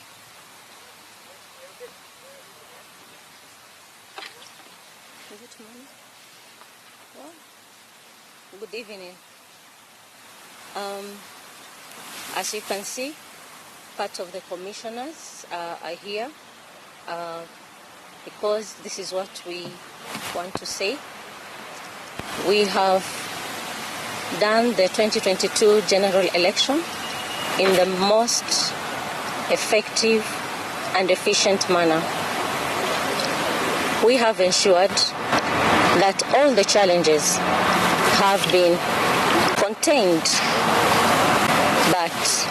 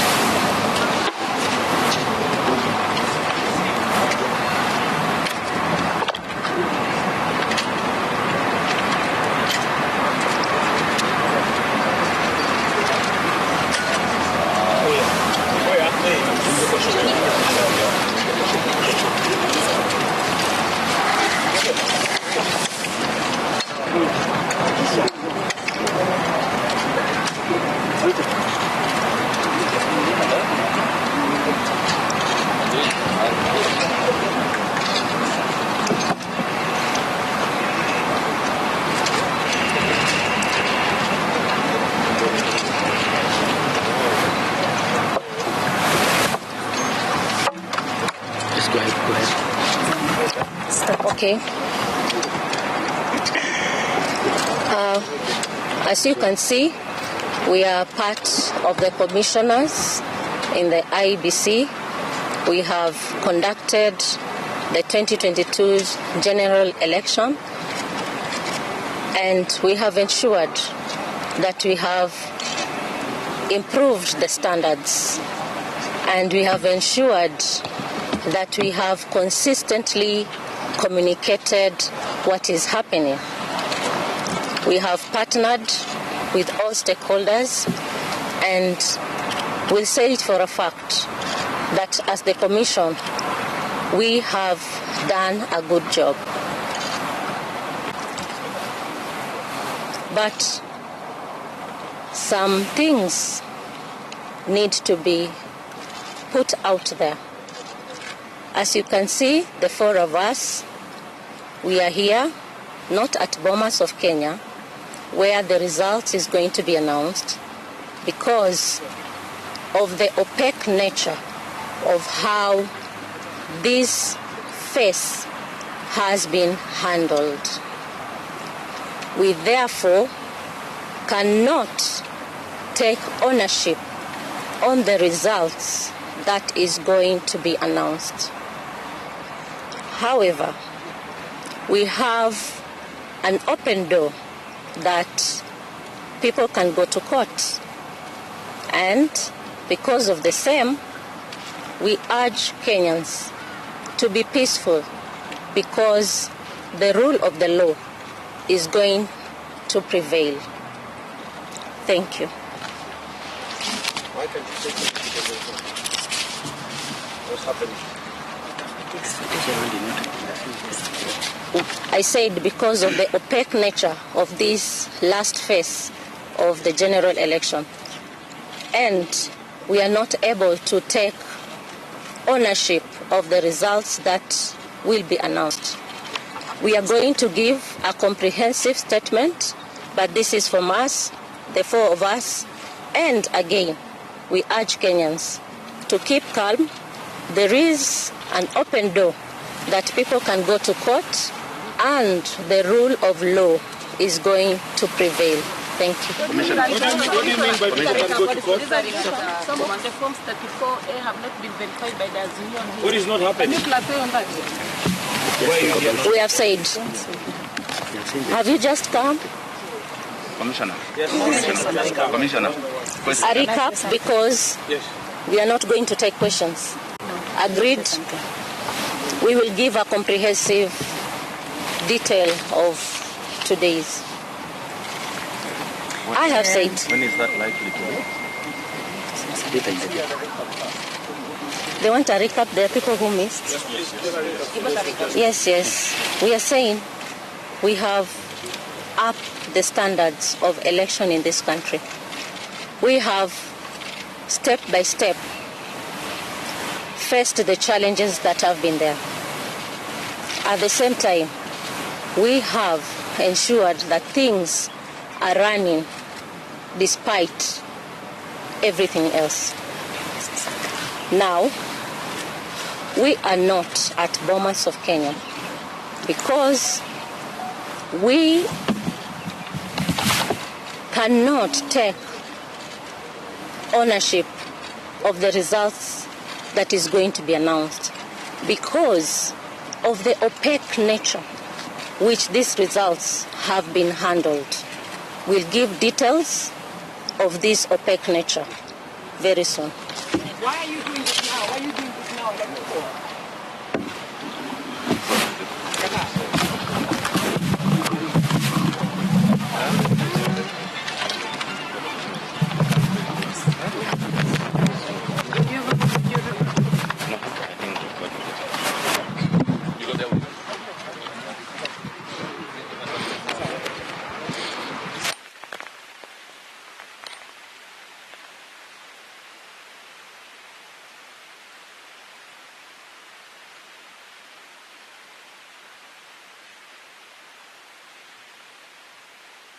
Naam.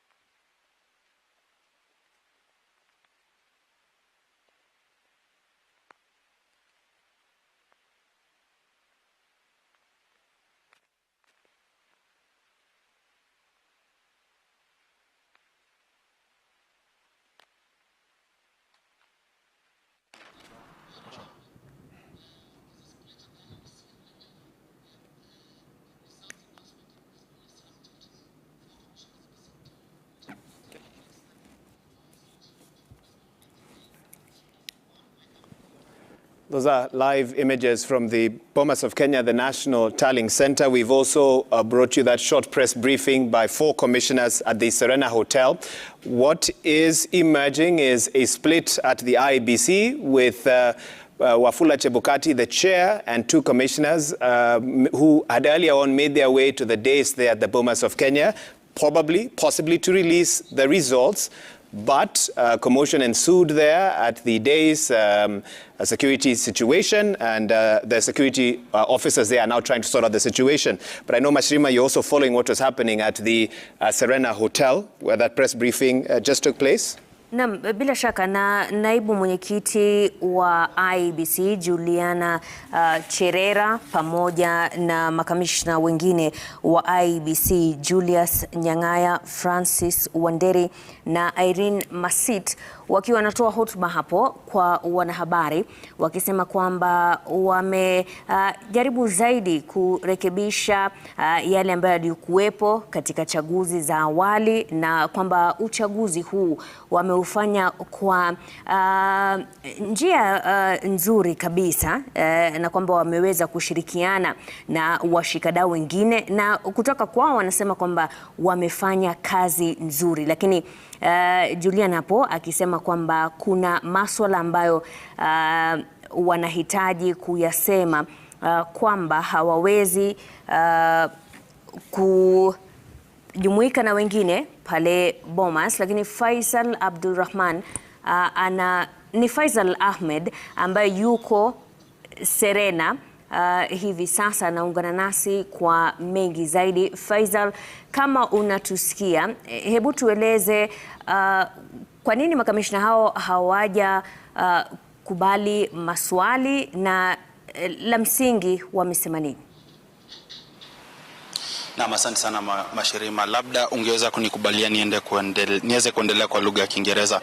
Now the 4 IEBC commissioners just a few minutes ago concluded a press briefing that was also very brief, less than 5 minutes, explaining that the whole process, the whole 2022 general elections were conducted in a way that they feel was actually very good and above board. However, they're saying that there was some issues with the last tallying, that is for the presidential candidates, and that they are not comfortable being part of it, and that there were some opaque things that were happening in which they do not want to be a part of. However, they've refused to take our questions, and they insist that they're going to give a more detailed press briefing after this. So we're just waiting to hear more from them, but all indications are showing that there is a dispute or discord between the IEBC commissioners, because a few moments ago 4 of them were here addressing the media on the irregularities or opaqueness or opaque nature in which the presidential tally was actually conducted with.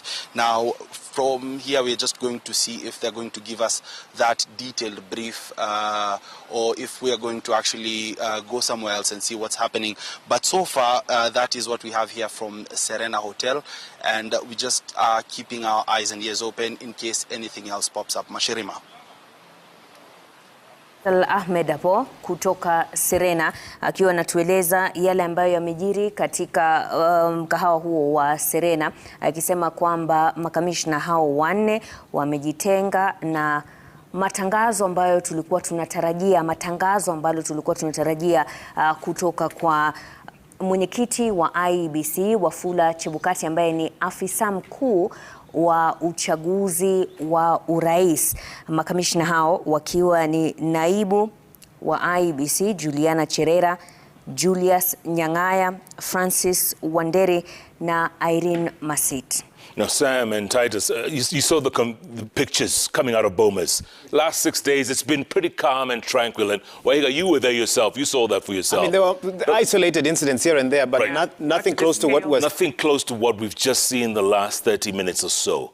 And Chebukati had actually come down. He was on the dais, like you said, and then he disappeared back upstairs. 4 commissioners have taken off, saying they aren't going to go with the results of what they call the opaqueness of the election. The last phase, specifically. That's what she kept emphasizing. What's going on? Jeff, to be honest, of course, without doubt, the situation has been complicated by the statement that has been read by the 4 commissioners from Serena. If they had not read the statement, probably one will say it would have been a bit easier to cascade along the legal provisions. But having come out very clearly, very unequivocally, to state that they do not wish to be associated with the results that are going to be announced at Bomas, it really complicates the situation. Remember, this is something that we have never stared before in this country. So perhaps in as much as they have said that parties that dispute to it have a right to go to court, which of course is provided for in the Constitution. But the message that is strongly sent out there is that towards the tail end, the whole process has been compromised. And compromised in the basis that at this point, I suppose Chebukati is remaining with 3 commissioners. So it's 3 commissioners. Two commissioners. Two commissioners against 4. And I mean, in all strings of imagination, I wouldn't want to speculate, but how does it come to a point where 4 people are disputing against 2? Bobby? Nikiongezea Kiingereza mani endelea tu kwende lugha ambayo wewe mwenyewe unaridhia. Yale mwenzangu aliyosema ni kwamba hawa wanne. Bobby, let me interrupt you for a second. I can see there William Ruto's mother being escorted. I don't know if it's to the days or outside. Of course, she's been here as all this has been happening, and we certainly hope the authorities here will quickly restore peace and calm to this auditorium. It's very crucial because the declaration of the president-elect will be made here. So I think she's being escorted out. Yeah, looks like out. Probably the state of security there is not one that can be guaranteed, but it is very unfortunate what has transpired here. And I don't know to both my guests here whether the Constitution envisioned a situation where there's a split in the commission. I know 2017 wasn't easy either. You remember Rosalind Akombe, the then commissioner, left just before the fresh election on the 18th of October 2017. And thereafter, you know, there were a lot of questions about how the commission had been running, whether they'd been united as they moved forward, but somehow they were able to soldier and weather whatever storm they went through and give Kenyans a decision. But this time round, it seems that that will not be the case. What does the Constitution say about a split in the IBC, if that was ever a discussion, Bobby? I wanted to give that dynamic in terms of the optics, that the 4 commissioners, if I'm not wrong, are the newly appointed commissioners, the ones who came into office September 2021, I believe? Last year. Yeah. And so we were probably seeing that institutional, split. But we, in terms of the constitutionality and legality of what was intended today, we have to remember that, yes, the commission comprises, constitutionally of the chairperson and the commissioners. So there is the sense that the chairperson is an institution unto itself. And that's why when you look at Article 138(10) and why the chairperson is the national returning officer of the presidential election, it does give that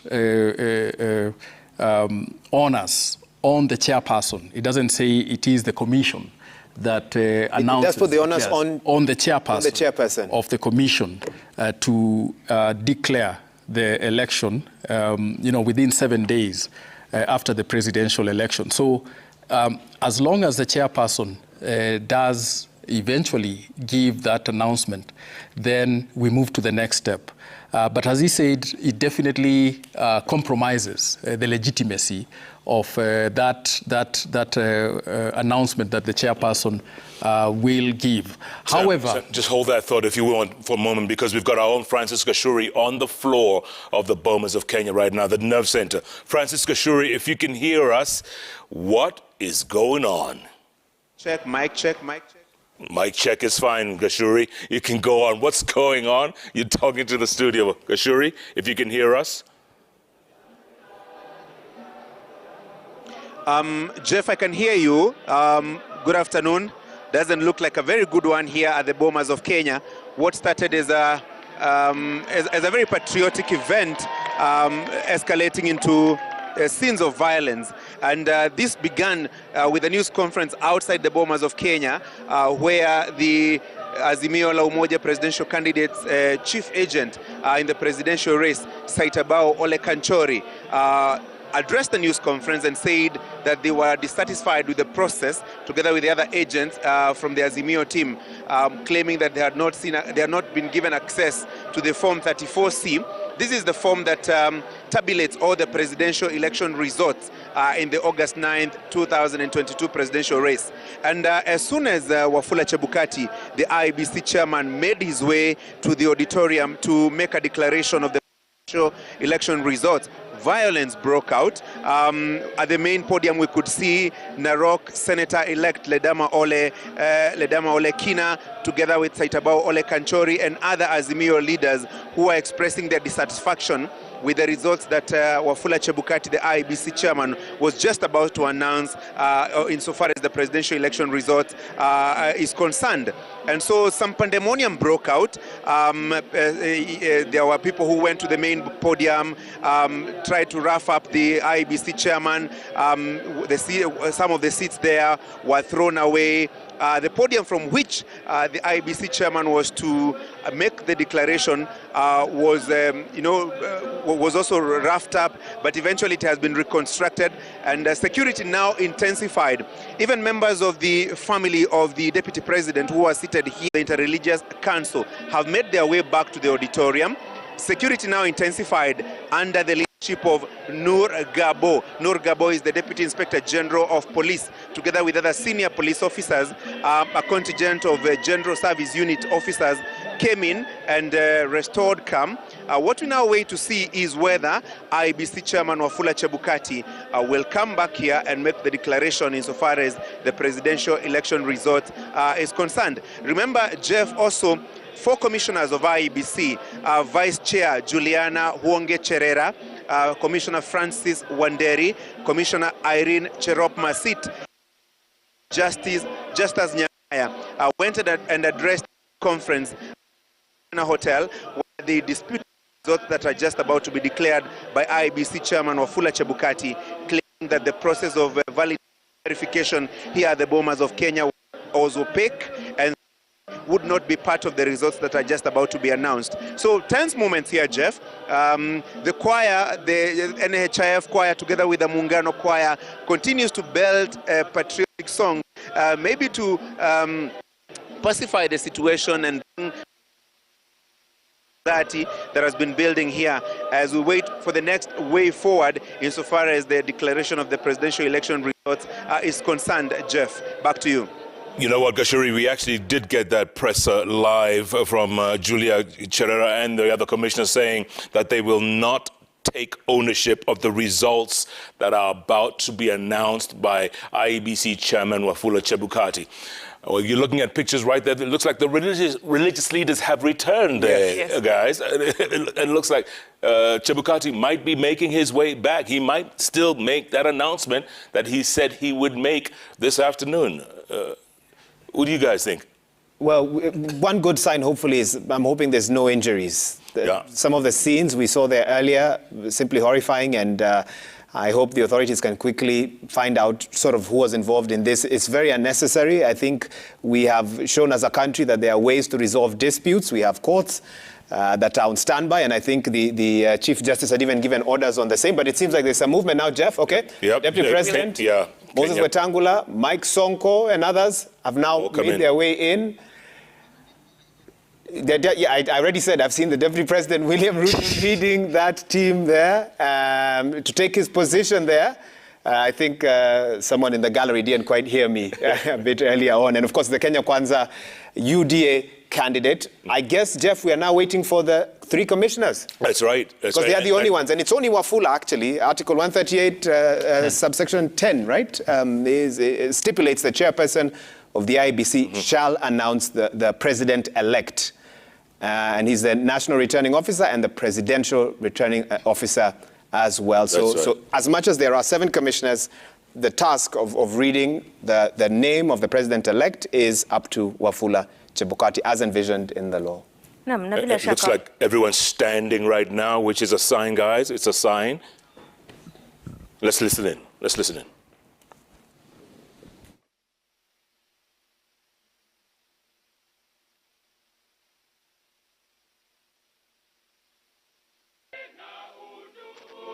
Amani na uhuru, raha tupate na ustawi.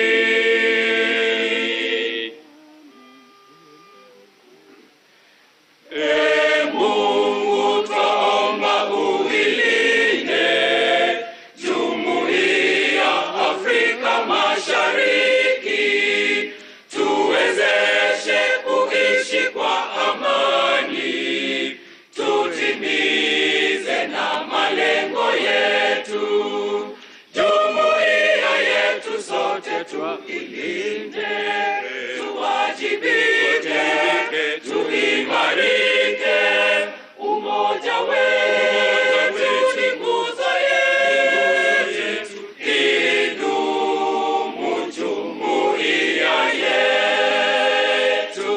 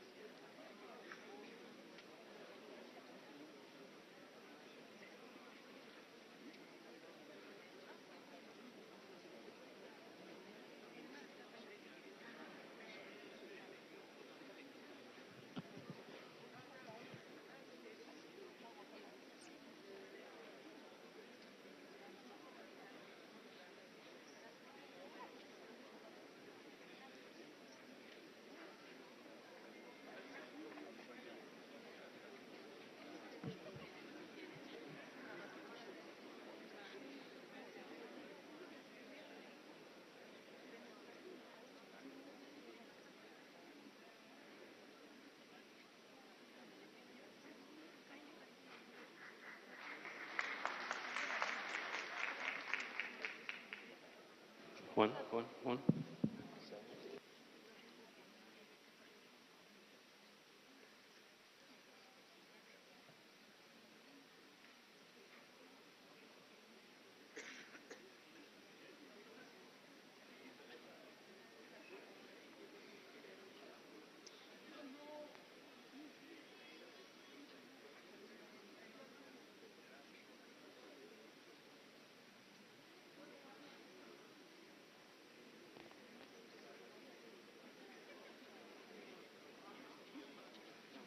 One, two, two, two, two, two. Check 1 2. Check 1 2. 1 2. Microphone checking. Check 1 2.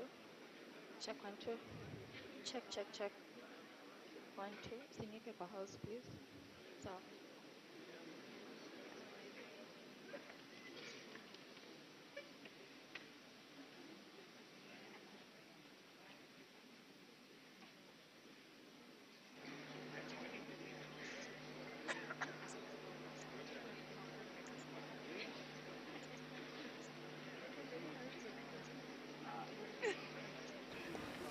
Tunatarajia muda mfupi kutoka sasa kwamba mwenyekiti wa IEBC Wafula Chebukati atafika hapo kwenye jukwaa ili kutangaza mshindi wa uchaguzi wa urais, jukumu ambalo ni lake kama afisa mkuu wa uchaguzi wa urais katika eneo hilo la Bomas.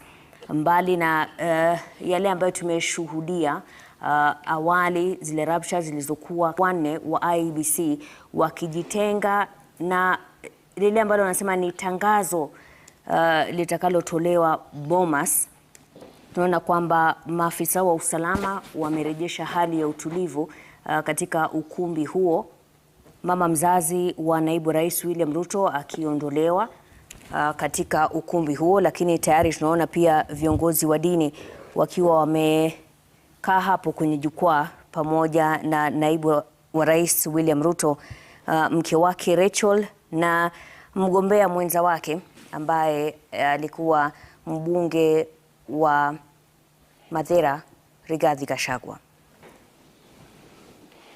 And as you can see there, the hall restored to order, thankfully, to the action of the authorities. There we can see the IEBC chair, Wafula Chebukati, making his way to the dais as we await him to make the declaration of the winner of the 2022 general election presidential race. He, of course, is the national returning officer, the presidential returning officer, and he will make public the contents of the Form 34C, which will then become the Form 34D that he'll hand over to the winner once he announces. And of course, there, Deputy President William Ruto, the UDA presidential candidate, who is also joined by his wife, Rachel Ruto. Let's listen in now.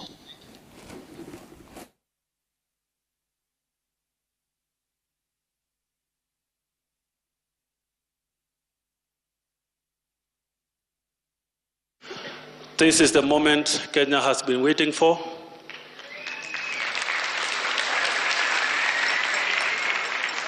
The nation has been anxious, but we want to urge all Kenyans, let us now put our anxiety aside. The Bible says the end of a matter is better than the beginning. We want to urge the country to remain united. We have families to look after, an economy to grow, children who will go back to school. We want our nation back.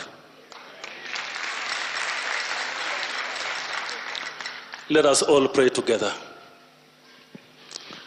Heavenly Father, here we stand before you as a nation of Kenya. We have always seen your hand of mercy, looking after us, watching after us. Even when we push ourselves to the brink, you always know how to lift us up.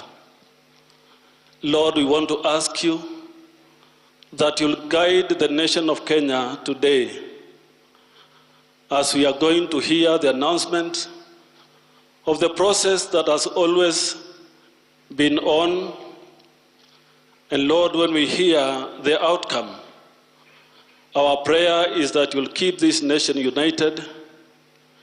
You'll make us find our being and love one another and care for each other, for we all belong together. None of us is going to go anywhere. We will remain to support each other and grow this country. We commit, oh God, all those who have been leading us to you in their various formation, that you will bless them. And as the election has come to a conclusion, we know there are those who have lost. Lord, we ask that you will help them as they come to terms.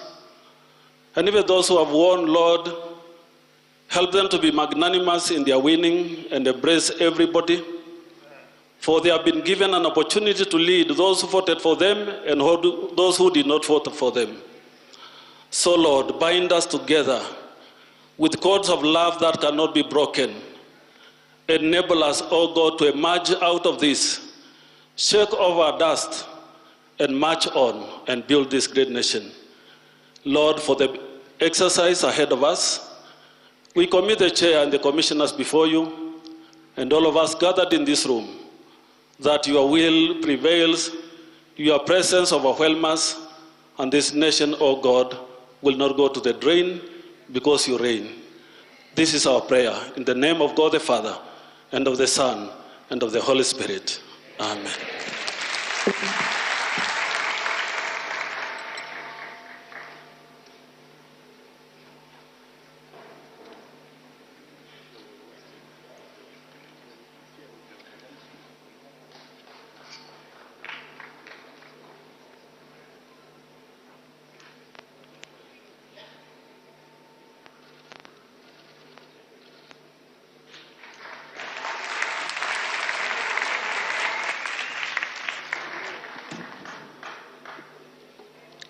Good evening.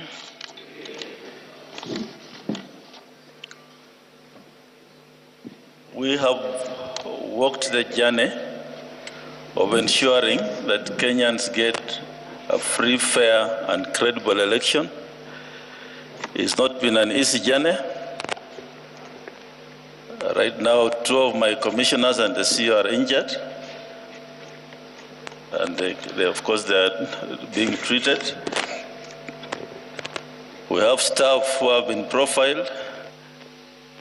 There's a staff returning officer in Embakasi West who disappeared while on duty. We have staff who have been arbitrarily arrested for no reasons. We don't know where they are. Some from this National Tallying Center. But we have a constitutional duty to perform.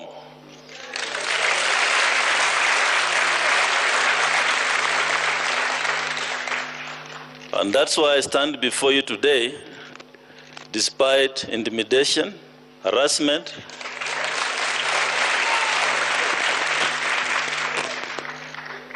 I took an oath of office to serve this country. And I've done my duty in accordance with the Constitution and the laws of the land. And I feel proud that I've been given this opportunity to serve Kenyans. This, of course, will be my last election to preside over. And for those who will come, we have prepared for you what the Constitution envisaged from us, an independent electoral commission.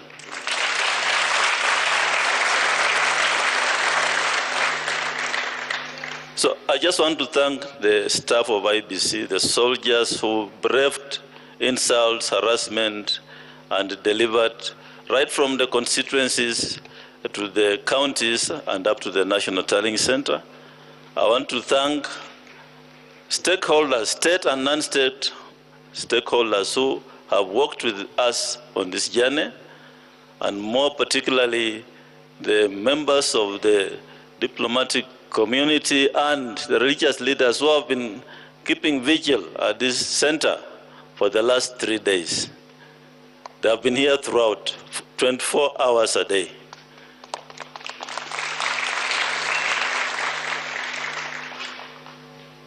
So Kenyans came out and voted on the 9th of August, and these are the results of what the will of the Kenyan people reflects. These results are in the public portal. The same results which I'm reading here are the ones in the public portal.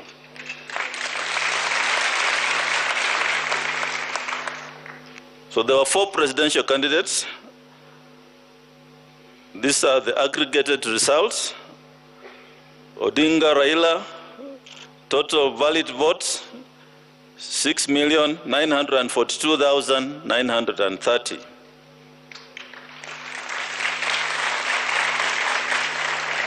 And this represents 48.85%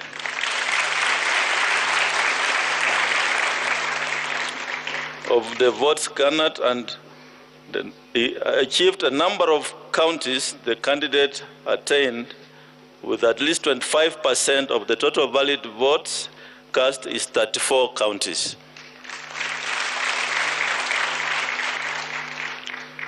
Ruto William Samoei. Number of valid votes, 7 million.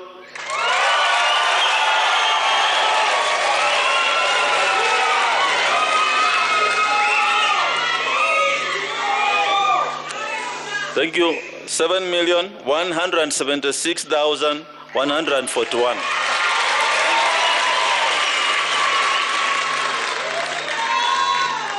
This represents 50.49%.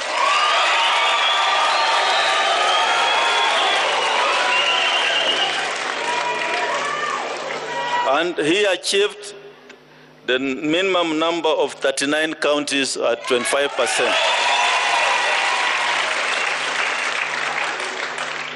Waihika David Maure, number of valid votes in figures 31,987. That represents 0.23%. Number of counties with a minimum of 25%, 0. Wachakoya George Luchiri, 61,969.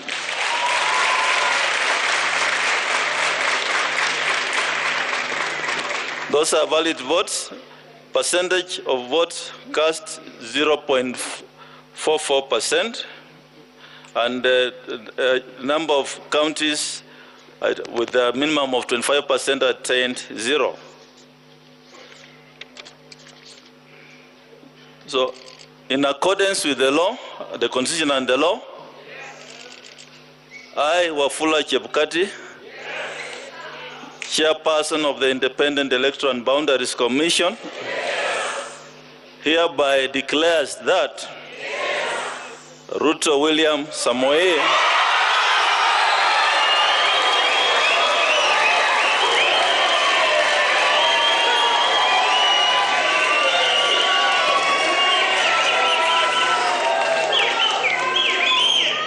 of ID number 6847208 has been duly elected as the President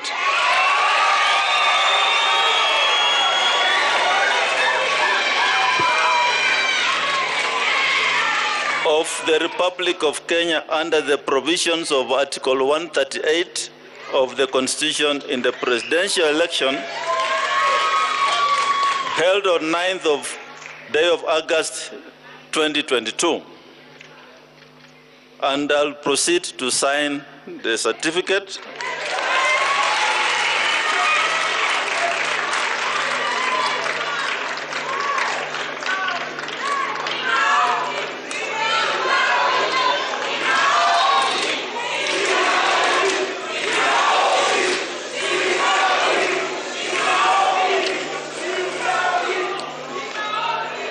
I invite the President-elect to come forward and receive his certificate.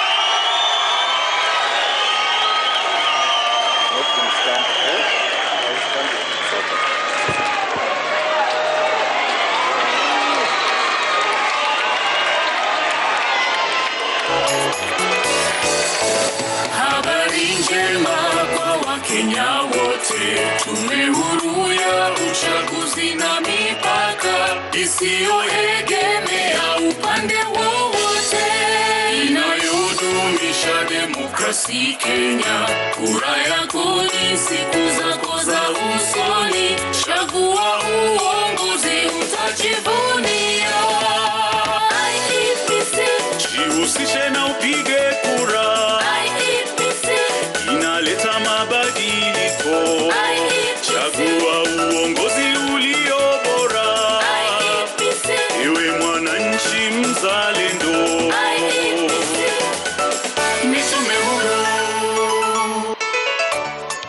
And of course, the President-elect had a running mate.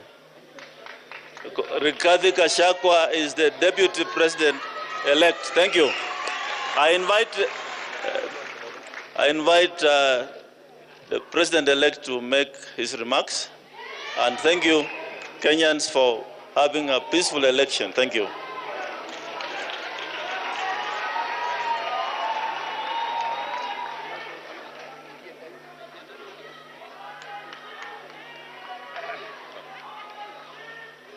Thank you. Thank you very much. Asanteni sana.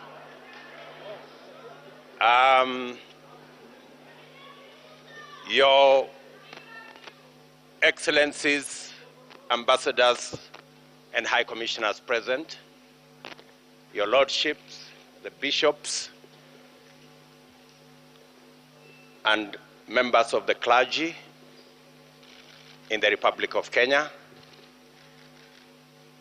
my good deputy, Rigathi Gachagua,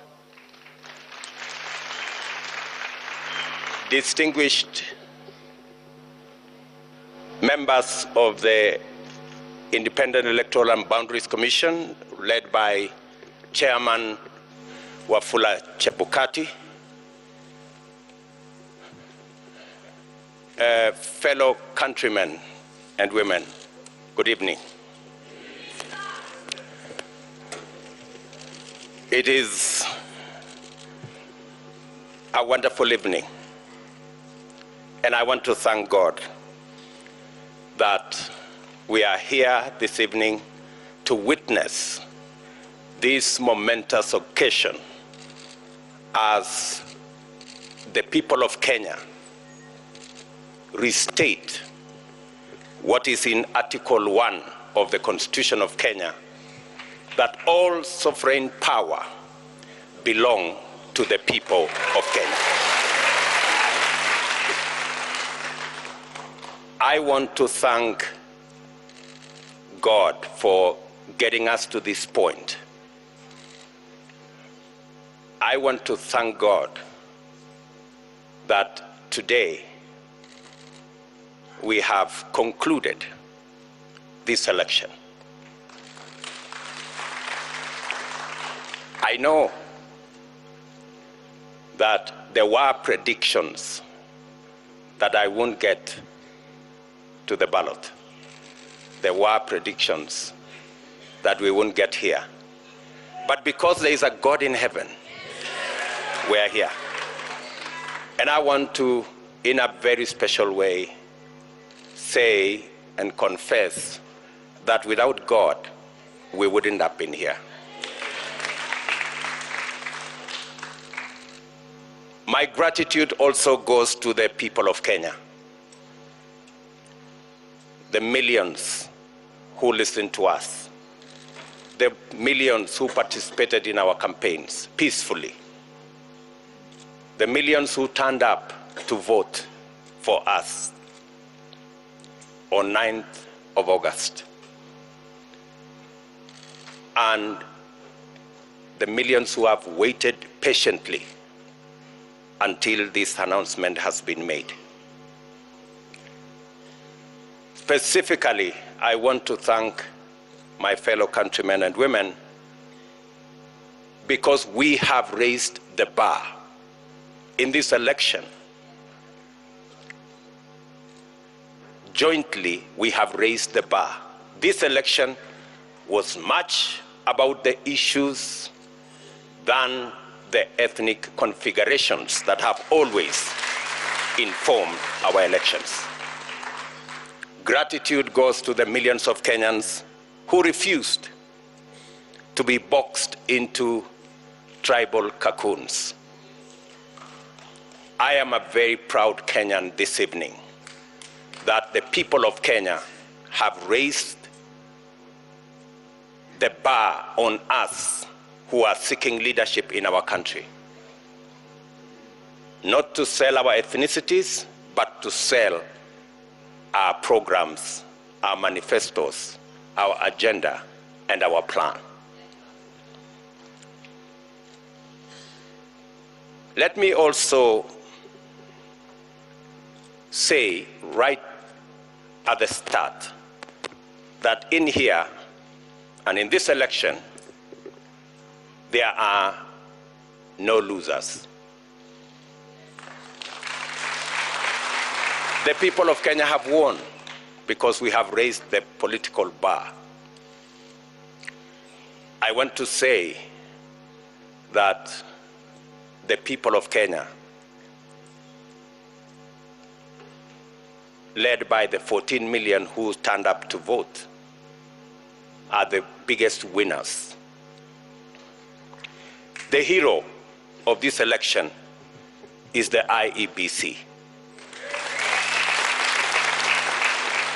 led by Wafula Chebukati.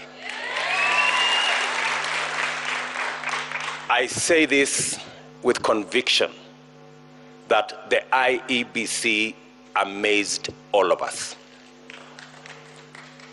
With the results in the public portal,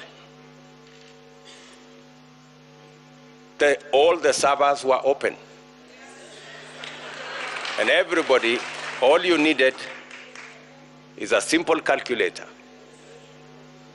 and you would have the results. I want to congratulate the IEBC for raising the bar. And I want to say, without fear of any contradiction, that one Wafula Chebukati is our hero. Soft-spoken, but firm. And I want to tell you, Mr. Chairman, we are very proud that without informing any one of us, you put all the results from all the polling stations on a public portal where any Kenyan could access. That became the game changer in this election.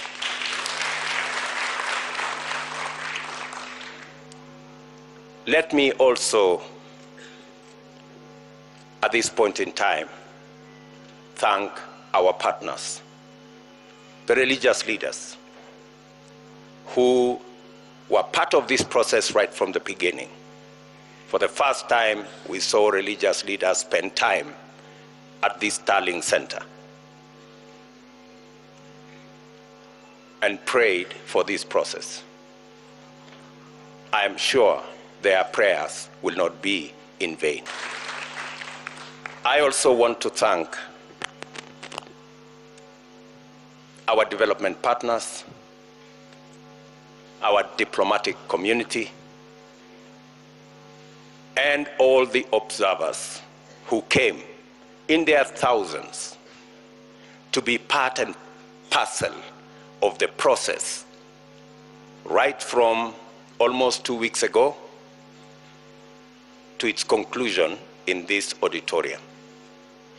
To all of them, I tell them the people of Kenya are eternally grateful that you took your time, valuable time, to watch over this process so that the right thing can happen. I want to thank my worthy competitor, the Honorable Raila Odinga, for a campaign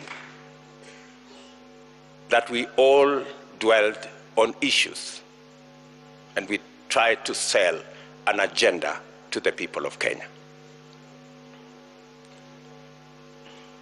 I want to promise that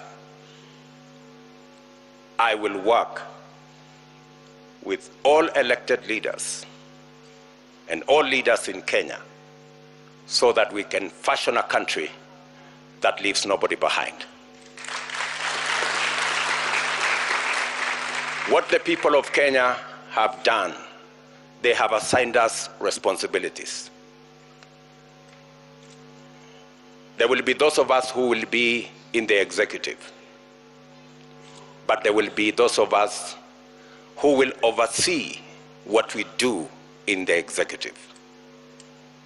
Both responsibilities in government and in the opposition are important for the people of Kenya.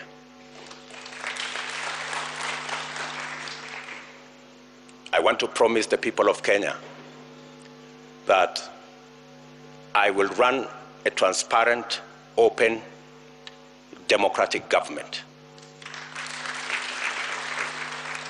And I will work with the opposition to the extent that they provide oversight over my administration.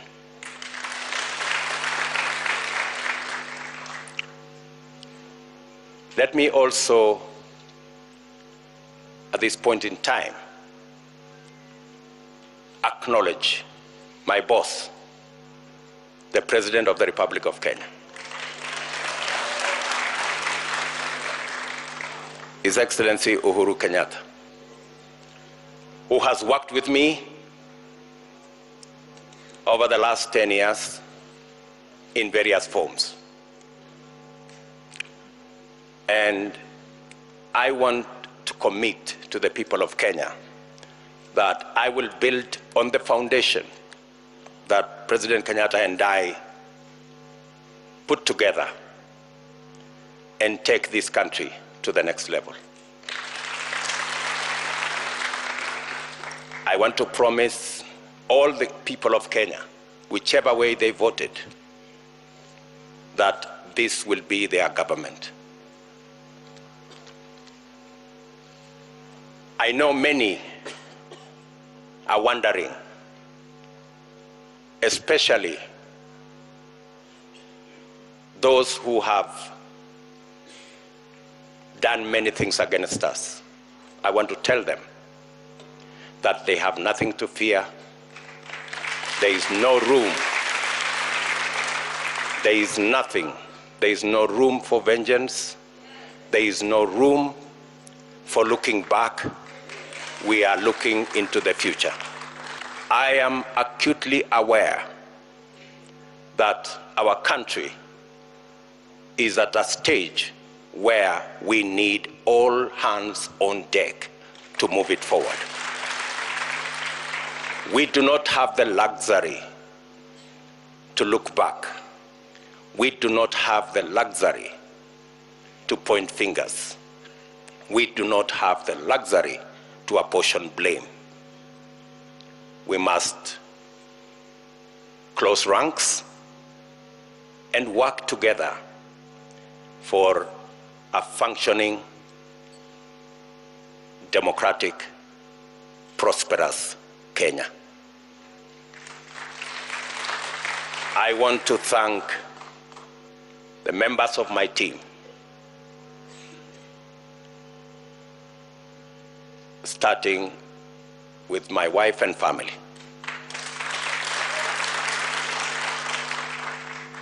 and many other prayer warriors in Kenya.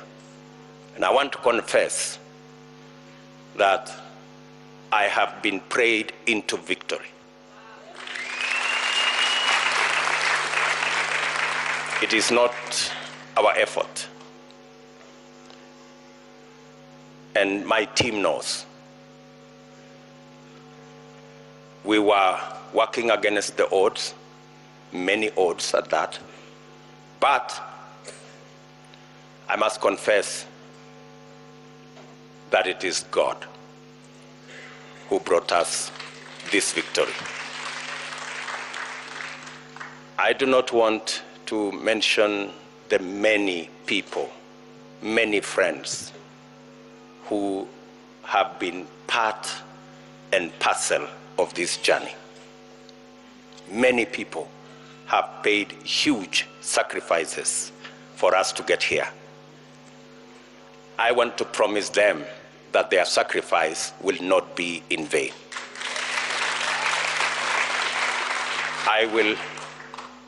I and my team and I will work very hard to make sure that we don't let the sacrifices made by many Kenyans, we don't let them down.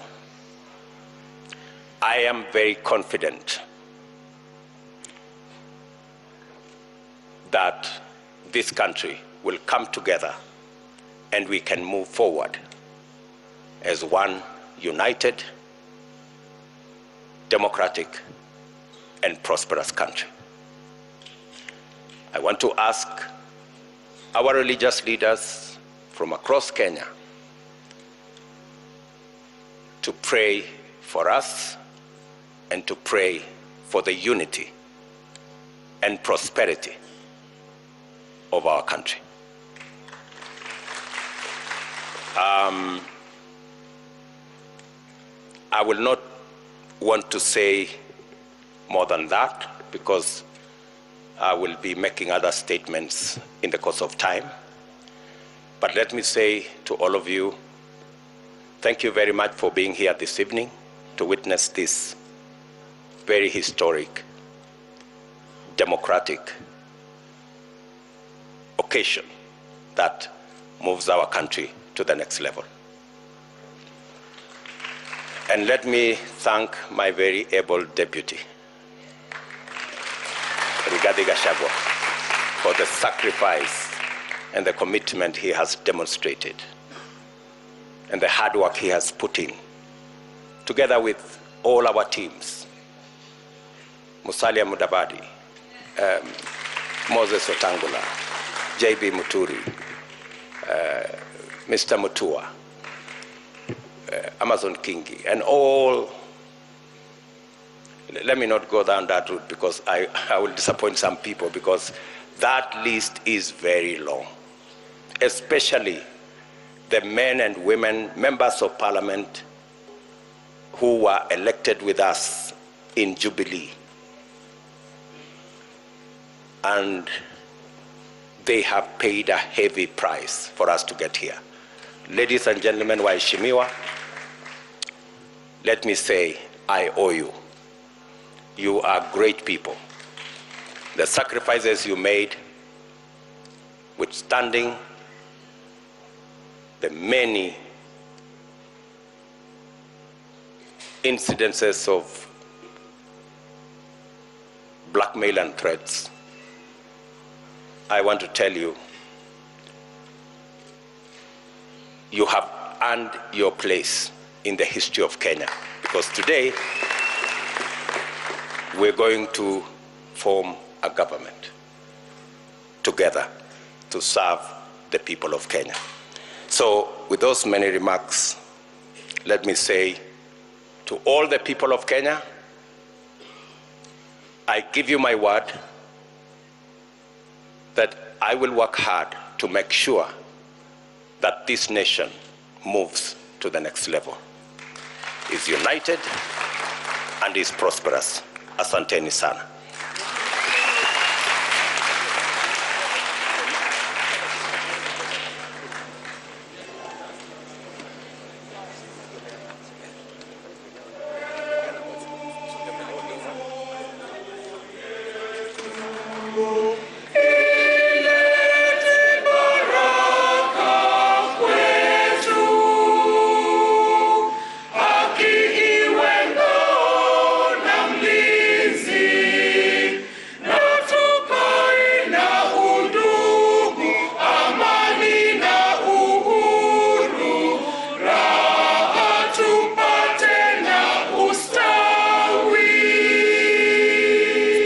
Shangilia Kenya, taifa letu tukufu, Kenya tunayoipenda, Kenya nchi tunayoipenda, Kenya nchi tunayoipenda.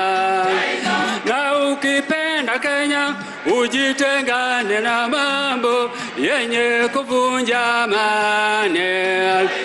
Hatutaki matata Kenya, hatutaki matata Kenya. Anayependa Kenya ni yule mwenye kutenda haki kwa watu wote. Mtu mwenye kutenda haki, mtu mwenye kutenda haki. Kenya makao yetu ni nchi ya kupendeza, kamwe hatutaiacha, kamwe Kenya hatutaiacha, kamwe Kenya hatutaiacha. Twajivunia sana tukijiita wa Kenya, nchi yenye baraka, Kenya nchi yenye baraka, Kenya nchi yenye baraka. Tushangilie Kenya, taifa letu tukufu, Kenya tunayoipenda. nchi tunayoipenda, Kenya nchi tunayoipenda.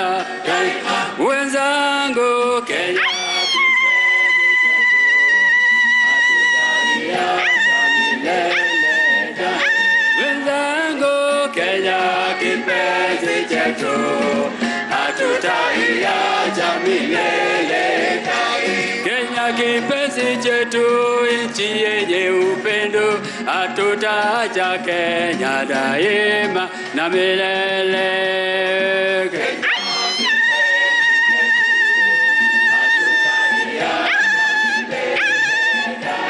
Wenzangu, Kenya kipenzi chetu, hatutaiacha milele. Tumeapa sote wananchi wa Kenya kutumikia Kenya daima na milele.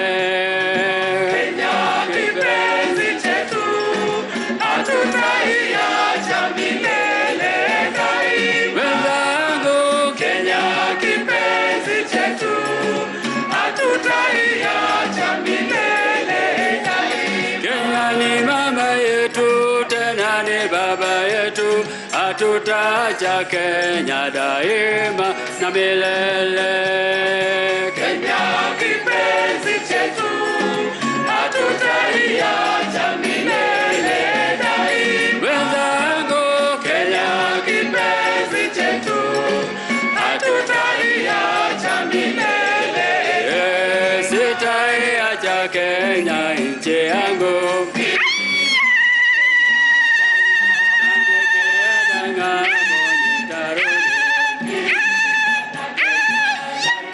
Sitadanganywa kamwe na wageni, mimi ni mwana Kenya daima. Wala sitapotoshwa na wabaya, mimi ni mwana Kenya daima. Sitasaliti Kenya nchi yangu, mimi ni mwana Kenya daima. Wala sitakuambia mtandika, mimi ni mwana Kenya daima. Wema wangu,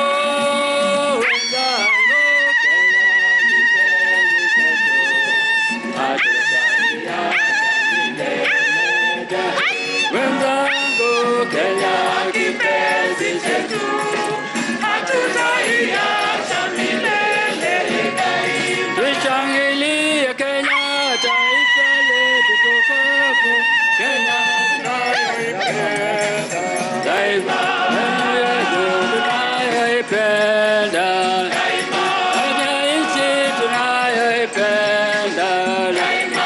Anayependa Kenya ni yule mwenye kutenda haki kwa watu wote, mtu mwenye kutenda haki, mtu mwenye kutenda haki. Na ukipenda Kenya, ujitengane na mambo yenye kuvunja amani. Hatutaki matata Kenya, hatutaki matata Kenya daima. Kenya kipenzi, hatutai milele daima. Twende Kenya kipenzi chetu,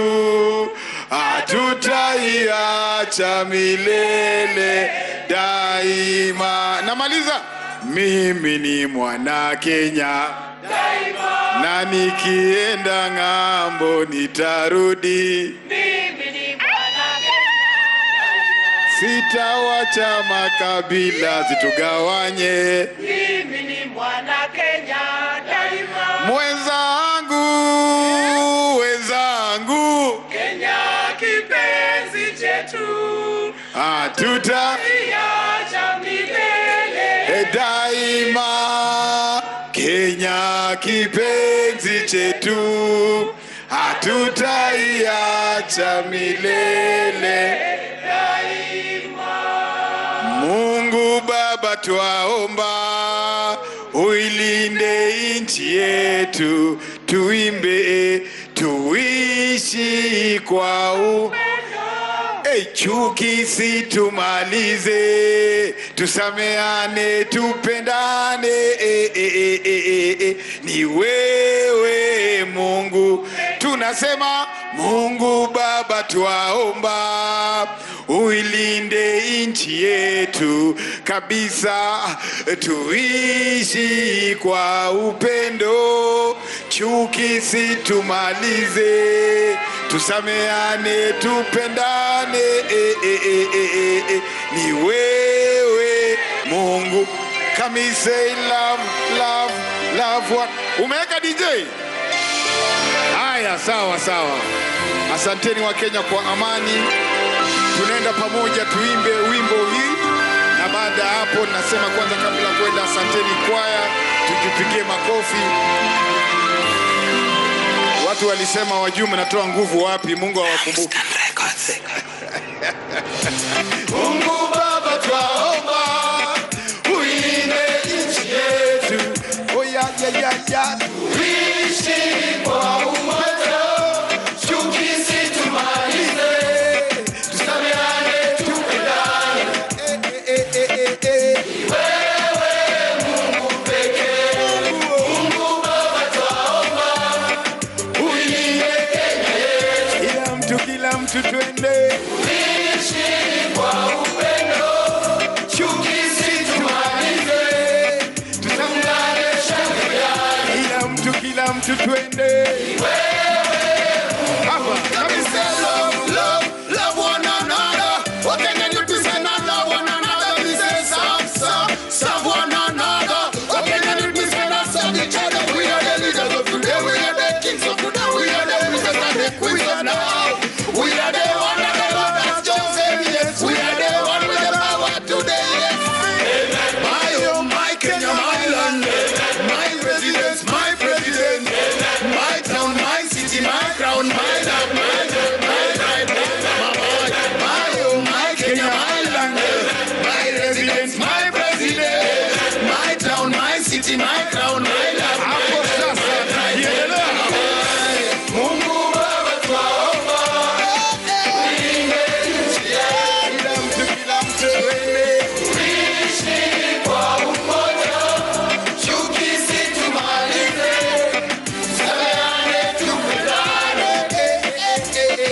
Ni wewe Mungu pekee, Mungu Baba, twaomba uilinde Kenya yetu. Kila mtu twende. Tuishi kwa upendo, chuki situmalize, tuungane, shangiliane. Kila mtu twende.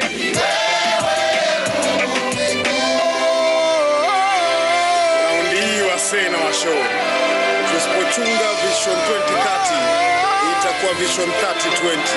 Violin.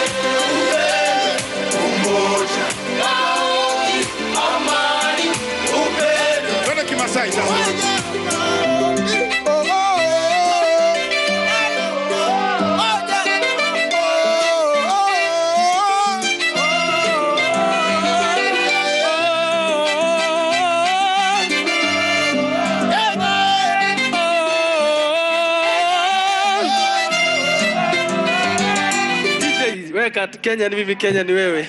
Tumalizie pamoja hiyo, si ndio? Haya, twende pamoja, weka mikono hapo. Tumalizie kwa pamoja. Ole kaputa. Kenya ni mimi, Kenya ni wewe. Wanakwenda, twende pamoja. Ayo.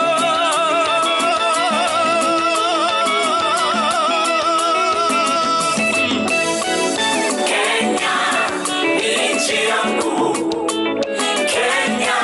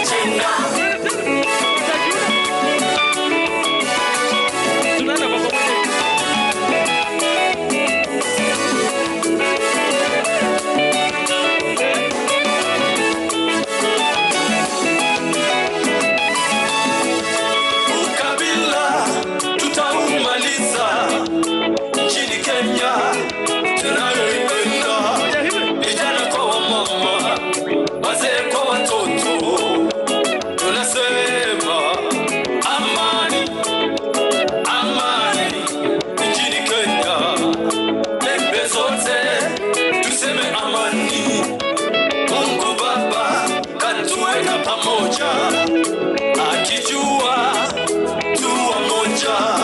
Damu yako leo ikitolewa, utashangaa ni kama ya mwenzako. Mbona tupigane? Mbona tusosane?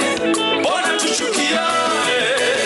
Wakenya, Kenya ni nchi yangu. Kenya, Kenya, Kenya, Kenya, naipenda. Kenya ni nchi yangu. Vijana mna Mungu, vijana mna nguvu. Msikubali kuharibu Kenya, msitumike na mtu yeyote asiyependa kujenga Kenya.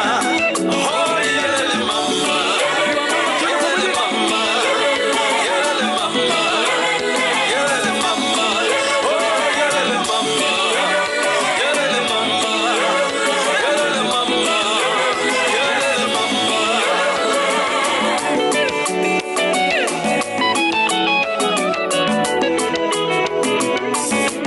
Usipige mwenzako, piga kura. Chagua, chagua lako. Unapomaliza enda nyumbani, ngojea chaguo la Mungu. Maana chaguo la Mungu ni amani. Amani. Upendo, upendo, upendo. Nakupenda mwenza, upendo, nakupenda, upendo, itakulinda. Guys are amazing. Mungu awabariki. Mungu bariki Kenya. It is well with us. Ole kaputa. Kenya ni mimi, Kenya ni wewe. Ayo.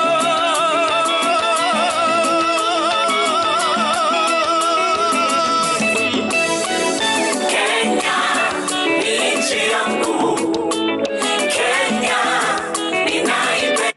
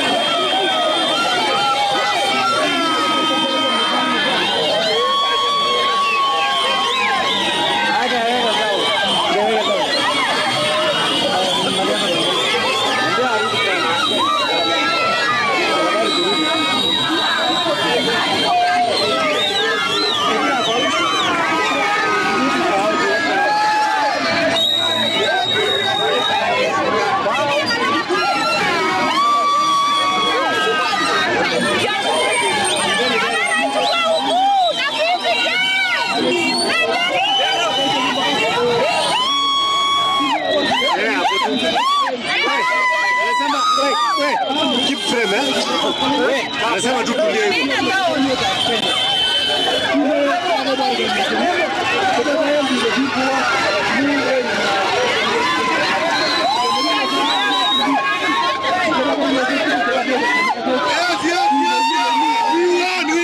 We won.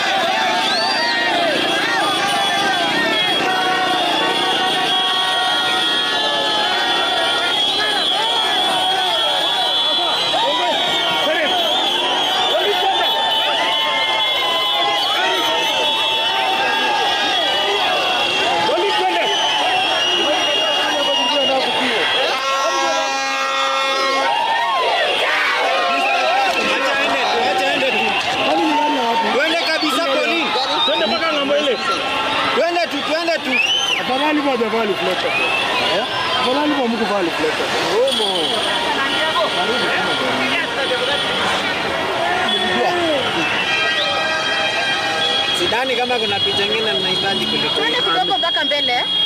Twende kidogo mpaka mbele. Mwambie apande juu.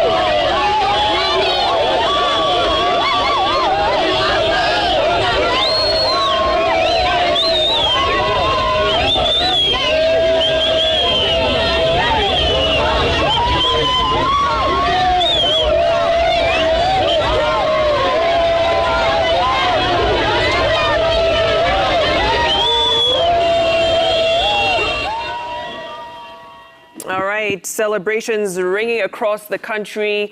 Those are live pictures coming in from Kapsabet and Kisii supporters of the newly elected President-elect William Samoei Ruto. And of course, it was captured at the Bomas of Kenya when the IEBC chairman, Wafula Chebukati, officially declared him the winner of the presidential race of the general election 2022. Of course, several celebratory messages also coming in for the newly elected president. The Ethiopian Prime Minister Abiy Ahmed congratulating him for his win, including the Somali president as well, Farmajo, who also shared his congratulations to the newly elected president. But of course, many of these messages will be coming in, Wahiga, through the course of the hours and days to come. I've actually also seen a message from the Zimbabwean president, Edward Mnangagwa, also congratulating Kenya's fifth president-elect, William Samoei Ruto, who, according to that declaration by Wafula Chebukati, garnered 7,176,141 votes. That's 50.49% of votes tallied, whilst his closest competitor, that's the Azimio presidential candidate Raila Odinga, garnered 6,942,930 votes. That puts him at 48.85% of total votes cast. Mashirima. Na ukiangalia hayo matokeo unaona kwamba tofauti ni kura 233,211. Kinyang'anyiro ambacho bila shaka kilikuwa kigumu kati ya wagombea hawa wakuu, lakini la msingi ni hotuba ya kwanza ya rais aliyechaguliwa William Samoei Ruto, kwamba akielezea imani yake kwamba bila Mungu wangekuwa hawajafika mahali ambapo wamefika, akishukuru mamilioni ya Wakenya ambao walisikiza timu yake, wakajitokeza, wakaenda wakapiga kura, na kusema kwamba la msingi ni kwamba katika uchaguzi huu hakuja kuwa na yote aliyekosa na yule aliyeshinda. Wakenya ndio wameshinda na wamehakikisha vile viwango vya uchaguzi katika taifa hili la Kenya vimeongezeka. Jeff. That's right, Mashirima. And you know, it was a very conciliatory speech, thanking everyone from his worthy opponent, Raila Odinga. He also thanked his boss, he called him, boss President Uhuru Kenyatta, for working with him for the last 10 years.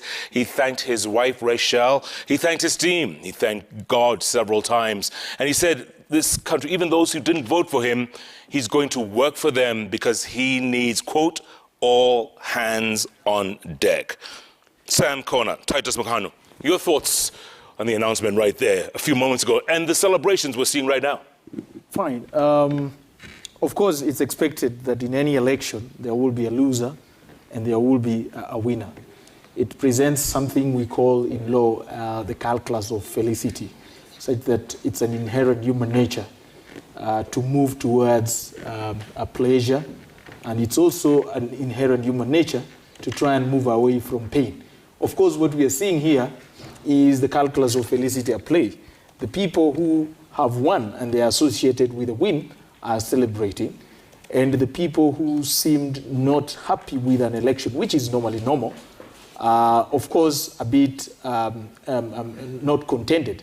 But of course, the Constitution provides the hallmark of how to approach such an issue. Mm-hmm.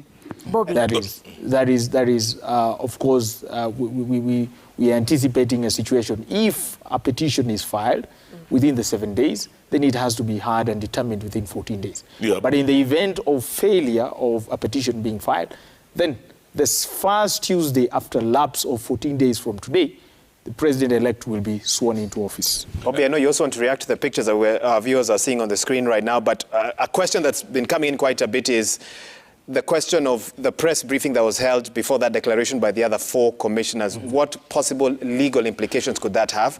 Because, you know, the Constitution on one hand mandates Wafula Chebukati, the IEBC chairperson, to make the announcement, but the IEBC Act speaks about how decisions are handled within the commission, and that's why they're an odd number. Mm-hmm. Talk to us about that as you react to these pictures. I mean, the chairperson of the IEBC has executed his mandate as per Article 138.10, which gives him the sole authority of declaring who the president-elect is. Now, the details of, quorum, details of the decision-making, whether there was unanimity in or not, which now we guess we know there wasn't because of the four coming out and declaring that. We assume, because we don't know, let me say we assume because we don't have the minutes of that meeting. I think part of the issues that will need to be interrogated by none other than the Supreme Court of Kenya, if a petition or petitions after. The important thing to note is that I think even the commissioners themselves have a right to present petitions before that court. And I would actually see a petitioner, a commissioner. I would imagine that if they have, because this is a very, very important matter, an issue of grave public interest, and the responsible thing to me would be for them to present a petition before the Supreme Court to, and prosecute the fact that they themselves, as a part of the commission, have evidence that shows that the decision-making exercise, and as I said, the tail end of it, and the verification of the results of the presidential election was compromised. So I think going forward, this is not an issue that, for them especially, should be prosecuted